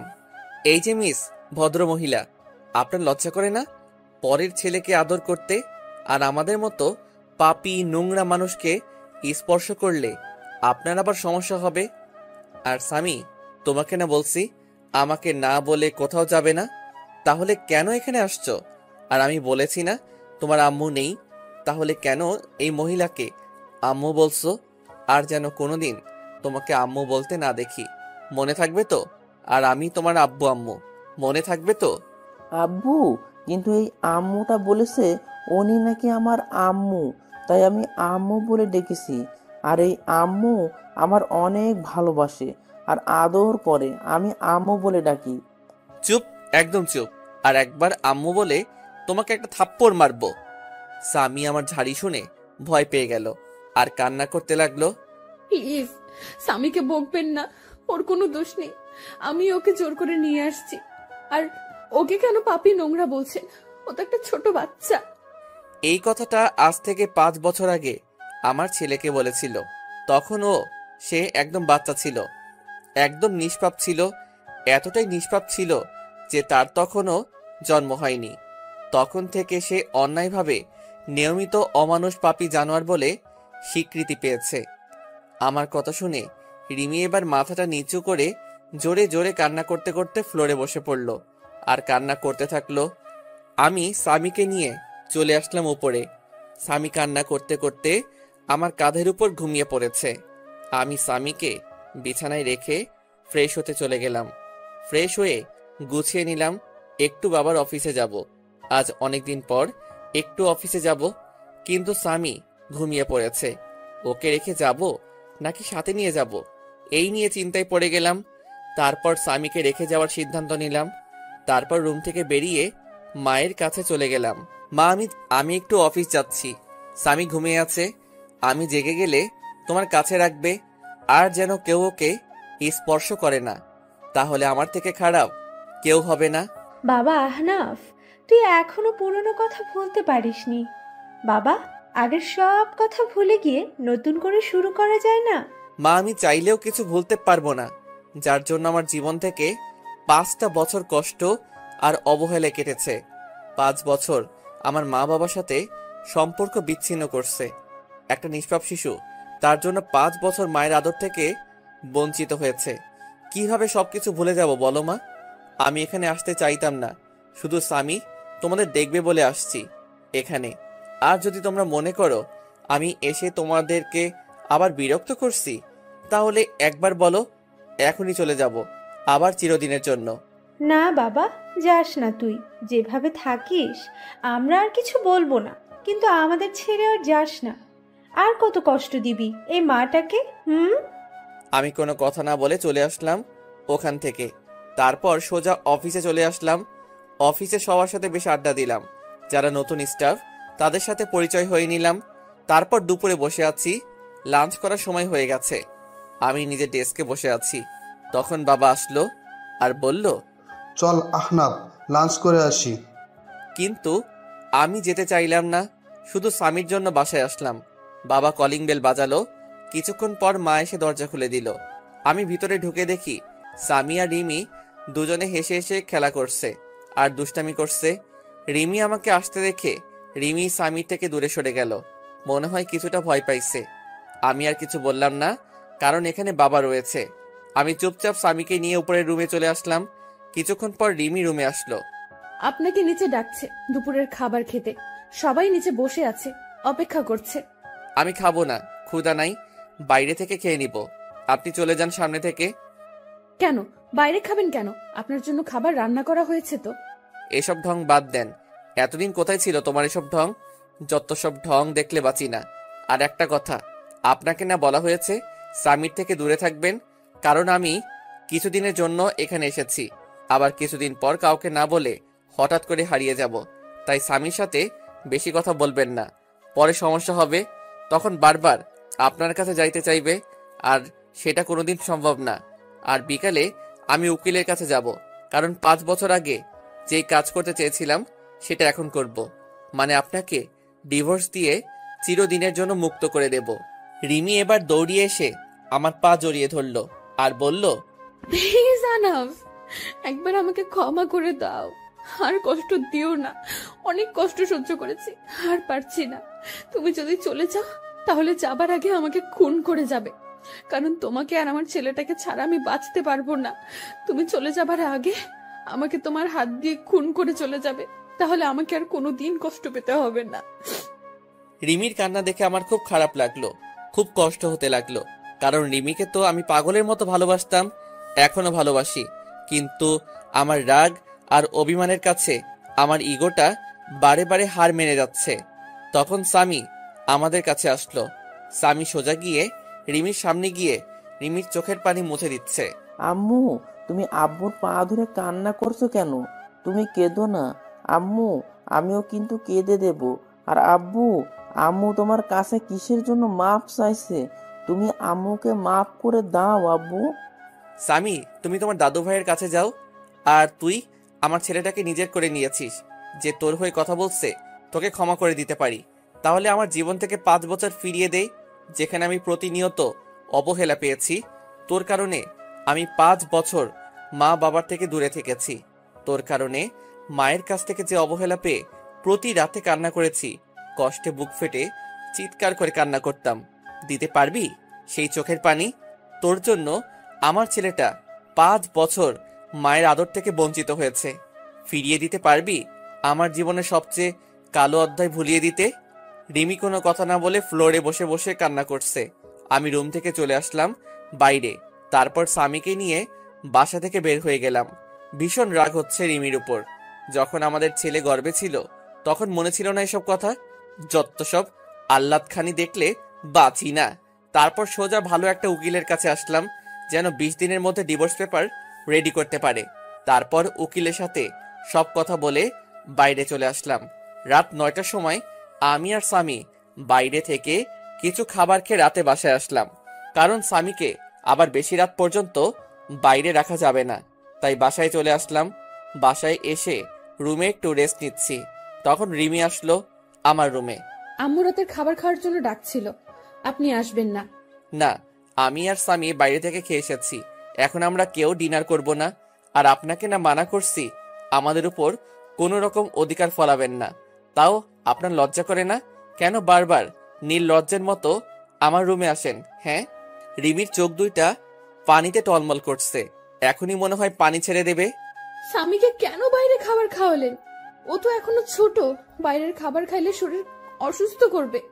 কেউ একদিন আমাদের বলেছিল রাস্তায় কুকুর, আর রাস্তার কুকুররা বাইরের খাবার খাইলে কিছু হবে না।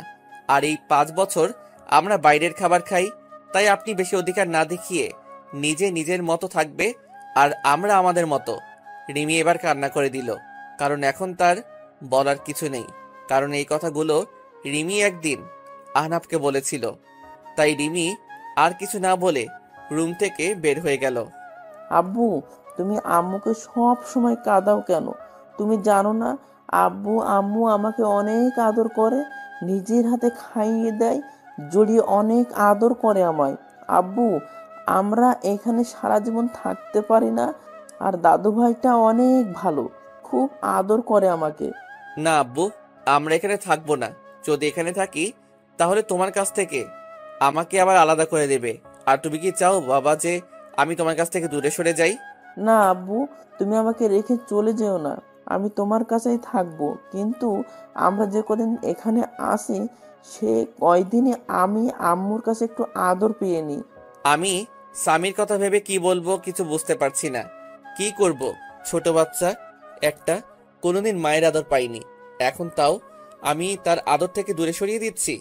না বাবা, তুমি যত ইচ্ছা তোমার আম্মুর কাছে যেতে পারো, কিন্তু আমরা এখান থেকে চলে যাওয়ার পর কিন্তু আম্মুর জন্য কান্না করতে পারবো না। আচ্ছা, মনে থাকবে আব্বু। তাই বলে স্বামী এক দৌড়ে নিচে চলে আসে আর তার মায়ের কোলে উঠে পড়ে জড়িয়ে ধরে। কি হলো? আমার বাবাটা আজ আমার কাছে? কি ব্যাপার? তোমার আব্বু দেখলে যে আমাকে খুব বকবে। না আম্মু, আব্বু বকবে না? আব্বুই তো তোমার কাছে আসতে বললো, আর তোমার কাছে থেকে যেন আদরগুলো নিয়ে নি। সামির কথা শুনে রিমি সামিকে জড়িয়ে ধরে বেশ কয়েকটা চুমু দিল। আমাকে একটু তোমার হাতে খাইয়ে দেবা? তুমি যখন খাইয়ে দাও তখন আমার খুব ভালো লাগে জানো। রিমি আর কিছু বলল না, কান্না করতে করতে এক প্লেট খাবার নিয়ে এসে খুব যত্ন করে খাইয়ে দিল। তারপর খাওয়া শেষে রিমি সামিকে আহনাফের রুমে দিয়ে আসতে গেল। ধন্যবাদ আপনাকে। হঠাৎ কিসের জন্য ধন্যবাদ বলছেন? এই যে স্বামীকে আমার কাছে পাঠালেন তাই। আমার কোনো ইচ্ছা নেই আমার ছেলেকে আপনার কাছে পাঠাবো। স্বামী জেদ ধরেছিল, আর আমরা আর 20 দিন এখানে আছি, তাই স্বামী যেন সব সময় হাসি খুশি থাকে, সেজন্য আপনার কাছে পাঠাইছি। আপনি যে আবার অন্য কিছু ভাববেন না। আর 20 দিন পর আমরা আবার চলে যাব। আর আমি উকিলের কাছে গিয়েছিলাম, বলছে 20 দিনের মধ্যে ডিভোর্স পেপার রেডি হয়ে যাবে। প্লিজ আপনি চলে যাবেন না।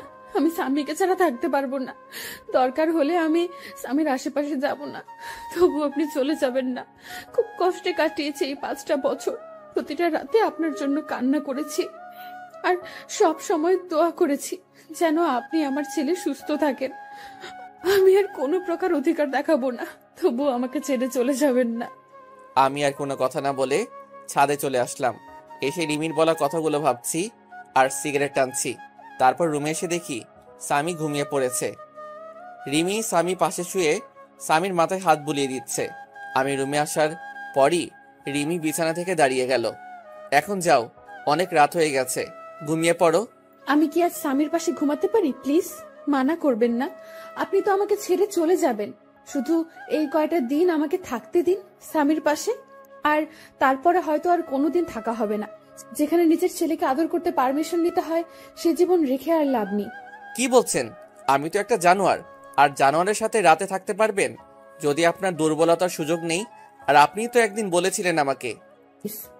পুরোনো কথা বলবেন না, খুব কষ্ট হয় পুরোনো কথা মনে করলে, যা আমার মনটাকে তিলে তিলে শেষ করে দিয়েছে। আপনার কোনো সমস্যা না হলে থাকতে পারেন। রিমি স্বামীর পাশে শুয়ে পড়ল, আর আমি সোফায় শুতে যাব।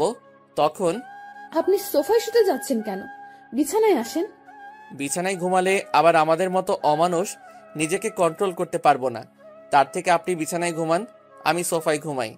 রিমি কিছু না বলে বিছানায় ঘুমিয়ে পড়ল। রিমির খুব কষ্ট হচ্ছে।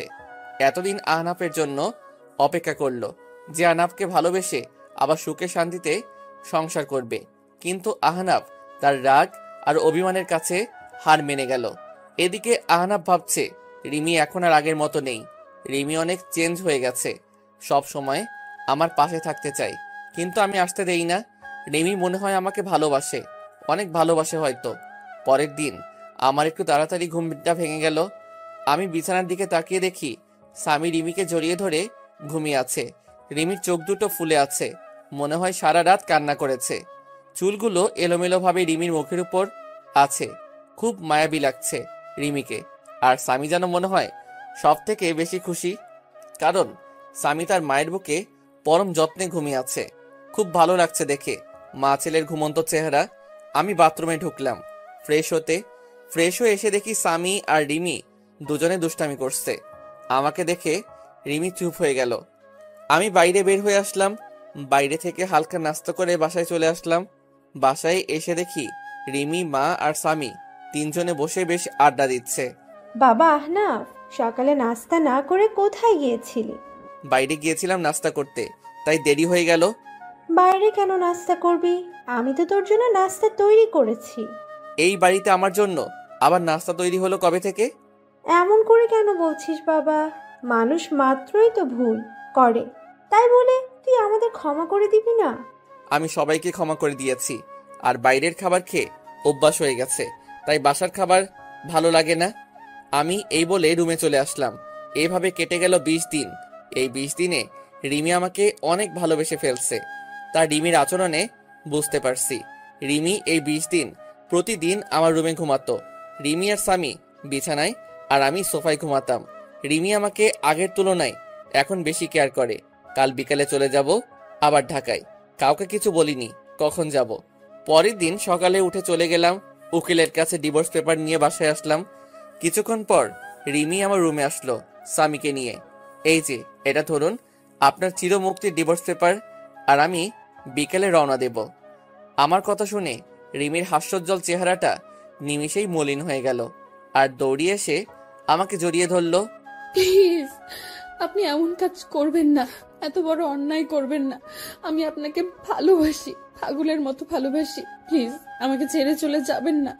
দরকার হলে আমাকে নিয়ে চলেন, অন্তত স্বামীর জন্য আমাকে সাথে করে নিয়ে চলেন। না, তা কোনোদিন সম্ভব না, কারণ আমার মনে যে ভালোবাসা ছিল তা অবহেলায় পরিপূর্ণ হয়ে গেছে। এখন আর চাইলেও সে অবহেলাকে মুছে ফেলা যাবে না। আমি আপনার পায়ে ধরি, আমাকে রেখে যাবেন না। খুব ভালোবাসি আপনাকে, স্বামীকে। স্বামীকে আমার কাছ থেকে দূরে সরিয়ে দেবেন না। আর আপনি যদি আমাকে ছেড়ে চলে যান, তাহলে আপনি যদি কোনোদিন ফিরে আসেন, তাহলে সেদিন শুনবেন রিমি বলে এই পৃথিবীতে আর কোনো হতভাগা মা থাকে না। চিরদিনের জন্য চলে যাব না ফেরার দেশে, তখন আর কাউকে বিরক্ত করব না। রিমির এমন কান্না দেখে আমার বুকের ভিতর ভীষণ ব্যথা অনুভব করলাম। রিমি পাগলের মতো আমার পা ধরে কান্না করতে লাগলো। আমি রিমির থেকে ছাড়িয়ে ছাদে চলে আসলাম আর ভাবতে থাকলাম এখন আমি কি করব। একদিকে রিমির ভালোবাসা, অন্যদিকে মা বাবা আর স্বামীকে তার মায়ের থেকে বঞ্চিত করা। কি করব কিছুই ভেবে পাচ্ছি না। আর যদি রিমি সত্যি সত্যি কিছু করে ফেলে, তখন স্বামীকে কি উত্তর দেব? সারা জীবন স্বামীর কাছে অপরাধী হয়ে থাকবো। আমি আর কিছু ভাবতে পারছি না। ব্যাগপত্র গুছিয়ে বাস স্ট্যান্ডে চলে আসলাম। আসার সময় মা আর রিমি পাগলের মতো কান্না করছিল। কাউকে ছেড়ে আসতে ইচ্ছে করছিল না। বাসের জন্য বাস স্ট্যান্ডে বসে আছি, তখন হঠাৎ করে ফোনটা বেজে উঠল। ফোন হাতে নিয়ে দেখি বাবার নাম্বার। আমি ফোনটা রিসিভ করলাম। তারপর বাবা যা বলল সেটা শোনার জন্য আমি কোনো আশা করিনি। বাবা আহনাব, তুই যেখানে থাকিস তাড়াতাড়ি হাসপাতালে চলে আয়। কেন বাবা, কি হয়েছে? মায়ের কি কোনো কিছু হয়েছে? না, তুই চলে যাওয়ার রিমি পাগলের মতো চিৎকার করে কান্না করছিল। তারপর রিমি দৌড়ে তার রুমে গিয়ে দরজা আটকিয়ে দেয়। রিমি আত্মহত্যার চেষ্টা করছিল। তুই তাড়াতাড়ি হাসপাতালে চলে আয়। তাই বলে বাবা ফোন কেটে দিল। আমি বাবার কথা শুনে বাস স্ট্যান্ডে একটা বেঞ্চে বসে পড়লাম। রিমি সেদিন বলেছিল যে আমি যদি চলে যাই তাহলে সে এই পৃথিবী থেকে চিরদিনের জন্য চলে যাবে, কিন্তু আমি রিমির কথা বেশি একটা গুরুত্ব দেইনি। রিমির কথা ভাবতে ভাবতে চোখ দিয়ে কয়েক ফোঁটা পানি বের হলো। আমি তাড়াতাড়ি ব্যাগ নিয়ে আমি আর স্বামী সোজা হাসপাতালে চলে আসলাম। হাসপাতালে এসে দেখি মা আর বাবা বসে আছে। আমি যাওয়া মাত্রই মা আমাকে একটা ঠাস করে চড় মারল। তোর জন্য মেয়েটা আর কত কষ্ট পাবে, তুই এত পাষাণ কিভাবে হলি? এখন তোকে আমার ছেলে বলতেও ঘৃণা করছে। একজন মায়ের কাছ থেকে তুই তার বাচ্চা নিয়ে দূরে চলে গেছিস। তুই জানিস এটা কোনো মা সহ্য করতে পারবে না। মেয়েটা প্রতি রাতে তোর জন্য কত কান্না করেছে জানিস? প্রতিদিন আমাকে জড়িয়ে প্রচুর কান্না করত আর বলতো, মা তুমি আমার ছেলে আর স্বামীকে ফিরিয়ে দিতে, কিন্তু আমি কিছু বলতে পারতাম না। আজ যদি আমার মেয়েটার কিছু হয়ে যায়, তাহলে চিরদিনের জন্য আমাকেও হারাতে হবে। আমি মায়ের কথা শুনে মাথা নিচু করে কান্না করছি। প্রচুর কষ্ট হচ্ছে রিমির এই অবস্থা দেখে। আজ যদি রিমির কিছু হয়ে যায়, তাহলে আমি সারা জীবনে নিজেকে ক্ষমা করতে পারবো না। আর স্বামীকে কি বলবো আমার জন্য তার এই পৃথিবী থেকে চলে গেছে? খুব কান্না পাচ্ছে। বাবাকে জড়িয়ে কান্না করতে থাকলাম। কিছুক্ষণ পর ডাক্তার বের হয়ে আসলো। আমি দৌড়িয়ে ডাক্তারের কাছে গেলাম। ডাক্তার, আমার রিমি এখন কি রকম আছে? কি হলো ডাক্তার সাহেব, কথা বলছেন না কেন? কি হয়েছে আমার রিমির? দেখুন, আমরা আমাদের বেস্ট চেষ্টা করছি, কিন্তু জ্ঞান না ফেরা পর্যন্ত কিছু বলতে পারছি না। আমি কি একটু দেখা করতে পারি রিমির সাথে? না, এখন দেখা করা সম্ভব না। জ্ঞান ফিরলে কেবিনে দেওয়া হবে, হলেই তখন দেখা করতে পারবে। আমি স্বামীকে জড়িয়ে ধরে কান্না করে দিলাম। আমি যদি রিমিকে মেনে নিতাম, তাহলে আজ এই দিনটা দেখতে হতো না। আজ আমি আমার অভিমান আর ইগোর জন্য রিমিকে চিরতরে হারিয়ে ফেলবো। না, এ হতে পারে না। রিমি আমাকে ছেড়ে চলে যেতে পারে না। আমি আস্তে আস্তে মায়ের কাছে গেলাম। মায়ের সামনে হাঁটু গেড়ে বসে পড়লাম। মা, আমাকে তুমি ক্ষমা করে দাও। আজ আমার জন্য রিমির এই অবস্থা। খুব কষ্ট হচ্ছে মা। মা, তুমি রিমিকে বলো তোমার স্বামী তোমার কাছে চলে এসেছে। তুমি রিমিকে উঠতে বলো মা। মা আমার মাথায় হাত বুলিয়ে দিয়ে বলল, কিচ্ছু হবে না তোর। রিমির দেখিস সব ঠিক হয়ে যাবে। এভাবে কান্না করিস না, শক্ত হ বাবা। 17 ঘন্টা পর রিমির জ্ঞান ফিরল আর রিমিকে পাশের একটা কেবিনে শিফট করলো। তারপর ডাক্তার সাহেব আমাদের একজন একজন করে দেখা করতে গেল। প্রথমে মা দেখা করতে গেল, কিছুক্ষণ পর মা বের হয়ে আসলো। তারপর আমি আর স্বামী গেলাম রিমির কাছে। রিমি আমাকে দেখে মুখ অন্যদিকে ঘুরিয়ে নিল। আমি গিয়ে রিমির একটা হাত আমার হাতের মুঠোয় মধ্যে করে শক্ত করে ধরলাম। তুমি চিরদিনের জন্য চলে যেতে চাইছিলা, তাই না? তুমি চলে গেলে তোমার ছেলের মা হবে কে? তোমার ছেলেকে আদর করবে কে? তুমি চলে গেলে স্বামী মা বলে কাকে ডাকবে? তুমি চলে গেলে এ অমানুষকে মানুষ করবে কে? আমাদের কথা একবারও ভাবলে না তুমি? তুমি চলে গেলে আমার মা বাবাকে দেখে রাখবে কে? একবারও আমাদের কথা ভাবলে না তুমি? আমি চলে গেলে কারোর কি এসে যায়? ছেলে থাকতে ছেলেকে ঠিক মতো কাছে টানতে পারি না, স্বামী থাকতে আমি একজন স্বামী হারা, তাই আমি আর বাঁচতে চাই না। তুমি জানো, তুমি যেদিন আমার দুধের বাচ্চাকে নিয়ে চলে গিয়েছিলে সেদিন আমি মরে যেতে ইচ্ছে করেছিল। আমি আমার নিজের গর্ভের ছেলেকে গালাগালি করছি, প্রতিটা রাতে কান্না করছি যে আমি একজন মা হয়ে কিভাবে আমার সন্তানকে অবহেলা করেছি। তাই আমি আর বেঁচে থাকতে চাই না, যেখানে সব থাকতেও আমি একজন হতভাগী। এই যে তোমার স্বামী আর তোমার ছেলে তোমার কাছে ফিরে এসেছে, আর কোনোদিন তোমাকে ছেড়ে যাব না, আর তোমার কাছ থেকে তোমার ছেলেকে আলাদা করব না। এখন থেকে এই দুটো অমানুষকে মানুষ করার দায়িত্ব তোমাকে দিলাম। কি পারবে না মানুষ করতে? একদম আমার স্বামী আর ছেলেকে অমানুষ বলবে না, আর একবার যদি ওই কথা বলো তাহলে দেখিও আমি তোমাকে মার্ডার করে দেব। ওকে মহারানী, আর বলবো না, কিন্তু একটা বিষয়ে আমাকে খুব ভাবাচ্ছে। কি বিষয়ে ভাবছো? তুমি দেখি আমার স্বামীটাকে নিয়ে এত চিন্তা করছে। বিষয়টা হলো, তুমি কি খেয়ে আত্মহত্যা করতে গেছিলে যে বেঁচে গেলে? শুনলাম নাকি ফিনাইল খেয়েছিলে। ফিনাইল খাইলে কেউ মরে নাকি? বাথরুমের হারপিক খাইলে মনে হয় এত সময় সোজা উপরে উঠে যেতে। আচ্ছা, সমস্যা নেই, এবার থেকে আত্মহত্যা করতে চাইলে আমাকে বলবে, আমি হারপিক নিয়ে আসবো। কুত্তা, তুই আমাকে নিয়ে মজা করছিস? আজ দাঁড়া, তোকে আমি মেরে ফেলবো। তাই বলে রিমি আমাকে মারতে লাগলো। তারপর রিমিকে আমি জড়িয়ে ধরলাম, আর রিমিও আমাকে শক্ত করে জড়িয়ে আমার বুকে মাথা রাখলো। মনে হচ্ছে রিমি তার সবচেয়ে নিরাপদ জায়গা পেয়ে গেছে। আমি রিমির মাথা উঠিয়ে রিমির কপালে একটা চুমু খেলাম। তারপর রিমি আবার আমাকে জড়িয়ে ধরলো। আব্বু, তুমি আমাকে জড়িয়ে না ধরে আম্মুকে জড়িয়ে আসো কেন? আমাকে জড়িয়ে ধরো, নাইলে আমি দাদু ভাইকে সব বলে দেব কিন্তু। তারপর রিমি আমাকে ছেড়ে দিয়ে স্বামীকে কোলে তুলে নিয়ে পাগলের মতো দুই গালে, কপালে, নাকে ইচ্ছে মতো চুমু খেতে লাগলো। আমি মা ছেলের ভালোবাসা দেখছি। তারপর রিমি আমার দিকে হাত বাড়িয়ে দিল। তারপর রিমি এক পাশে স্বামীকে জড়িয়ে ধরলো, আর আমাকে অন্য পাশে জড়িয়ে ধরে রিমি কান্না করে দিল। রিমি আমাকে তার বুক থেকে এক ঝাটকায় সরিয়ে দিল। আপনি কে, আর আমাকে জড়িয়ে ধরে আছেন কেন? বলেন, কে আপনি যে আমার ছেলেকে জড়িয়ে ধরে আছেন কেন? কি বলছো এসব? ফান করো না তো। আজ প্রথম আমি আমার বউকে জড়িয়ে ধরলাম, আর তুমি আমাকে সরিয়ে দিলে কেন? জড়িয়ে ধরতে পারি, তবে একটা শর্ত আছে। শর্তটা মানতে পারলে তোমাকে অনেকগুলো পাপ্পি দেব। নিজের বউকে জড়িয়ে ধরতে আবার শর্ত লাগে নাকি? আমাকে জড়িয়ে ধরতে হলে একটা শর্ত মানতে হবে। বলেন মহারানী, কি শর্ত আপনার? আমাকে এখন এখানে প্রপোজ করতে হবে, আর তা না হলে আমাকে আর জড়িয়ে ধরতে পারবে না। যদি প্রপোজ করি তাহলে তুমি আমাকে মারবে না তো, আর গালাগালি দিতে পারবে না? রিমি আমার কথা শুনে হাসি মাখা মুখটা নিমিষেই কালো হয়ে গেল। কারণ আগে যখন রিমিকে প্রপোজ করতাম তখন রিমি আমাকে গালাগালি করত। আমি আর কথা না বাড়িয়ে রিমির সামনে হাঁটু গেড়ে বসে পড়লাম। কিন্তু এখন ফুল কোথায় পাবো? তখন মনে পড়ে গেল স্বামীর কথা। স্বামীকে দুই হাত দিয়ে উঁচু করে রিমির সামনে ধরলাম। হবে কি তুমি আমার দিনের সূর্য, যা আমার জীবনকে আলোকিত করবে? হবে কি তুমি আমার ওই পূর্ণিমার চাঁদ, যে আলোকিত করবে আমার রাত? হবে কি আমার না দেখা স্বপ্ন, যা প্রতি রাতে তোমাকে নিয়ে দেখতে চাই? হবে কি আমার ছেলে স্বামীর আম্মু? এই প্রথম কোনো ছেলে দিয়ে প্রপোজ করা দেখলাম। আমি তোমার ছেলের আম্মু হব। তাই বলে স্বামীকে কোলে তুলে নিল রিমি। এখন কি আমার বউটাকে একটু জড়িয়ে ধরতে পারি? না, এখন হবে না। স্বামী আছে এখানে, আগে বাসায় যাব, তারপর তোমাকে সব সময় বুকে শক্ত করে জড়িয়ে ধরে রাখবো, যেন আমাকে আর কষ্ট দিয়ে চলে যেতে না পারো। কে বলল আমি আমার সুইট বউটাকে রেখে চলে যাব? রিমির নাক টেনে বললাম। তারপর রিমি আর স্বামীকে দুই হাত দিয়ে দুজনকে জড়িয়ে ধরলাম। রিমি যেন আমার বুকের সাথে মিশে যেতে চাইছে। এই রিমি, আই লাভ ইউ সোনা। আই লাভ ইউ টু জান। তারপর হঠাৎ করে দরজায় ঠক ঠক আওয়াজ আসলো। আমি রিমিকে ছেড়ে দিলাম। দেখি মা, বাবা আর ডাক্তার কেবিনে আসলো। ডাক্তার রিমিকে একটু চেক আপ করে বলল আগামীকাল রুগীকে নিয়ে যেতে পারেন। তাই বলে ডাক্তার চলে গেল।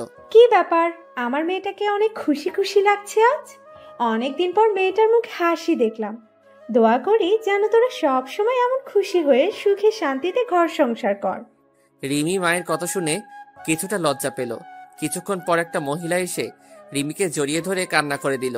রিমিও সেই মহিলাকে জড়িয়ে ধরে অঝোর ধারায় কান্না করে দিল। আমি আস্তে আস্তে বাবার কাছে গেলাম। বাবা, এই মহিলাটা আবার কে? একে তো কোনোদিন দেখিনি। আরে বলদের বাচ্চা বলদ, এটা রিমির মা, তোর একমাত্র শাশুড়ি আম্মা হয়। কি? আগে বলবে তো যে ইনি আমার শাশুড়ি হয়। আসলে রিমির মাকে কোনোদিন দেখিনি, তাই চিনতে পারছি না। আমি তাড়াতাড়ি গিয়ে রিমির মার পা ধরে সালাম করলাম। রিমির মা আমাকে দেখে কান্না করে দিল। তারপর কিছুক্ষণ গল্প করে সবাইকে বাসায় পাঠিয়ে দিলাম। মায়ের সাথে স্বামীকেও বাসায় পাঠিয়ে দিলাম। আমি সারা রাত রিমির পাশে থাকবো, তাই সবাইকে বাসায় পাঠিয়ে দিলাম। এই, তোমার ক্ষুধা পেয়েছে না? না, আমার ক্ষুধা নাই, তবে কেউ যদি আমাকে নিজের হাতে খাইয়ে দিত তাহলে একটু খাইতাম আর কি। এত ঢং না করে সোজাসুজি ভাবে বললেই হতো। কি আমি ঢং করছি? দাঁড়া, ওখানে আমি আসছি। আমি আর দাঁড়িয়ে না থেকে বাইরে এসে কিছু খাবার আর ফলের জুস কিনে রিমির কাছে আসলাম। তারপর রিমির হাত ধরে রিমিকে উঠালাম। তারপর একটু একটু করে খাইয়ে দিলাম। আমি রিমিকে খাওয়াচ্ছি আর রিমি আমার দিকে এক দৃষ্টিতে আমার দিকে তাকিয়ে আছে, আর চোখ দিয়ে টপ টপ করে পানি পড়ছে। আমি রিমির চোখে পানি মুছিয়ে দিলাম। এই পাগলি, কাঁদছো কেন তুমি? তুমি যদি আমার উপর রাগ করো আবার চলে যাও, আমি সেদিন সত্যি সত্যিই মরে যাব। দূর পাগলি, কোথাও যাব না তোমাকে ছেড়ে। খুব ভালোবাসি তো পাগলিটাকে, তাই আর ছেড়ে যাব না। তারপর রিমি আমাকে একটু খাইয়ে দিল। তারপর রিমির বেডের পাশে একটা এক্সট্রা বেড আছে। আমি রিমির কপালে একটা চুমু দিয়ে পাশের বেডে ঘুমাতে যাব। তখন রিমি বলল, কোথায় যাচ্ছ তুমি? কেন, আমি ঘুমাবো তো, তুমি ওখানে ঘুমাও, আমি এখানে ঘুমাই। রিমি এবার রাগ করে কোনো কথা না বলে মুখটা অন্যদিকে ঘুরে বসে পড়ল। আমি রিমির কাছে গিয়ে রিমিকে আমার দিকে ফিরিয়ে বললাম, এই পাগলি, রাগ করছো কেন? হঠাৎ করে মুখটা বাংলা পাঁচের মতো করলে কেন? রিমি আমাকে জড়িয়ে ধরে আহ্লাদি কণ্ঠে বলল, আমার সাথে আমার বেডে ঘুমাবে তুমি? খুব জড়িয়ে ধরে ঘুমাতে ইচ্ছে করছে, তোমার বুকে একটু মাথা রেখে ঘুমাতে দিবা? তারপর পাগলিটাকে বুকে জড়িয়ে ধরে ঘুমিয়ে পড়লাম। পাগলিটা আমার জড়িয়ে ধরে মনে হলো রিমি আজ পৃথিবীর সবচেয়ে খুশি। তার পরের দিন সকালে ঘুম থেকে উঠে দেখি রিমি রাতের মতো জড়িয়ে ধরে ঘুমিয়ে আছে, কিন্তু রাতের থেকে এখন বেশি শক্ত করে জড়িয়ে শুয়ে। তারপর রিমির কপালে একটা চুমু খেয়ে যেই উঠতে যাব, তখন রিমি উঠতে দিল না। তুমি কখন জাগলে? আমি তো দেখলাম তুমি ঘুমিয়েছিলে। আমি অনেক আগে উঠেছি, কিন্তু ডাকিনি, কারণ আজ সারা দিন তোমার বুকে শুয়ে থাকবো। তারপর বাসা থেকে সবাই নিতে আসলো আমাদের। তারপর আমরা সবাই বাসার উদ্দেশ্যে রওনা দিলাম। স্বামী তার মায়ের কোলে শুয়ে আছে, আর রিমি স্বামীর মাথায় হাত বুলিয়ে দিচ্ছে। তারপর বাসায় এসে গোসল করে যেই বের হব, তখন রিমি আবার আমার সামনে এসে জড়িয়ে ধরলো। কি ব্যাপার, আমার পাগলি বউটা আজ মনটা হচ্ছে খুব ভালো। তুমি সব সময় পাশে থাকলে আমি সব সময় খুশি থাকবো।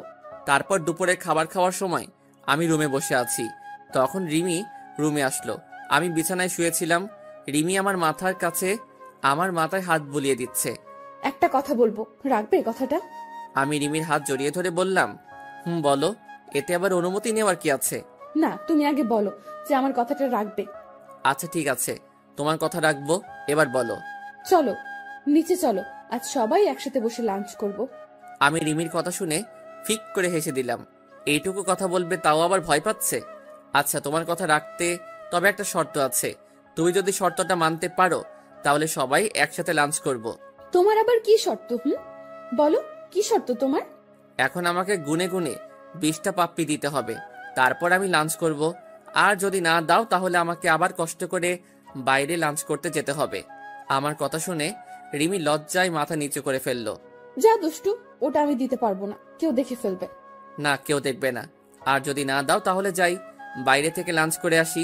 তাই বলে আমি যেই উঠতে যাব, তখনই রিমি আমাকে বিছানায় ধাক্কা দিয়ে ফেলে দিল, আর আবার আমার বুকের উপর শুয়ে 4 ঠোঁট এক জায়গায় করে দিল।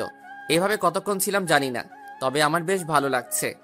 তাই আমি রিমির 2 গালে হাত দিয়ে আমার কাছে টেনে নিলাম। রিমি আমাকে ছেড়ে দিয়ে যেই চলে যাবে, তখনই আমি আবার রিমির হাত ধরে আবার আমার বুকের উপর নিয়ে আসলাম। রিমি এবার আমার গলা জড়িয়ে ধরে আমার বুকের উপর শুয়ে পড়ল। এই, আমরা হানিমুন করতে যাব না? ঢং দেখলে বাঁচি না। বুড়ো বয়সে হানিমুন তোমার?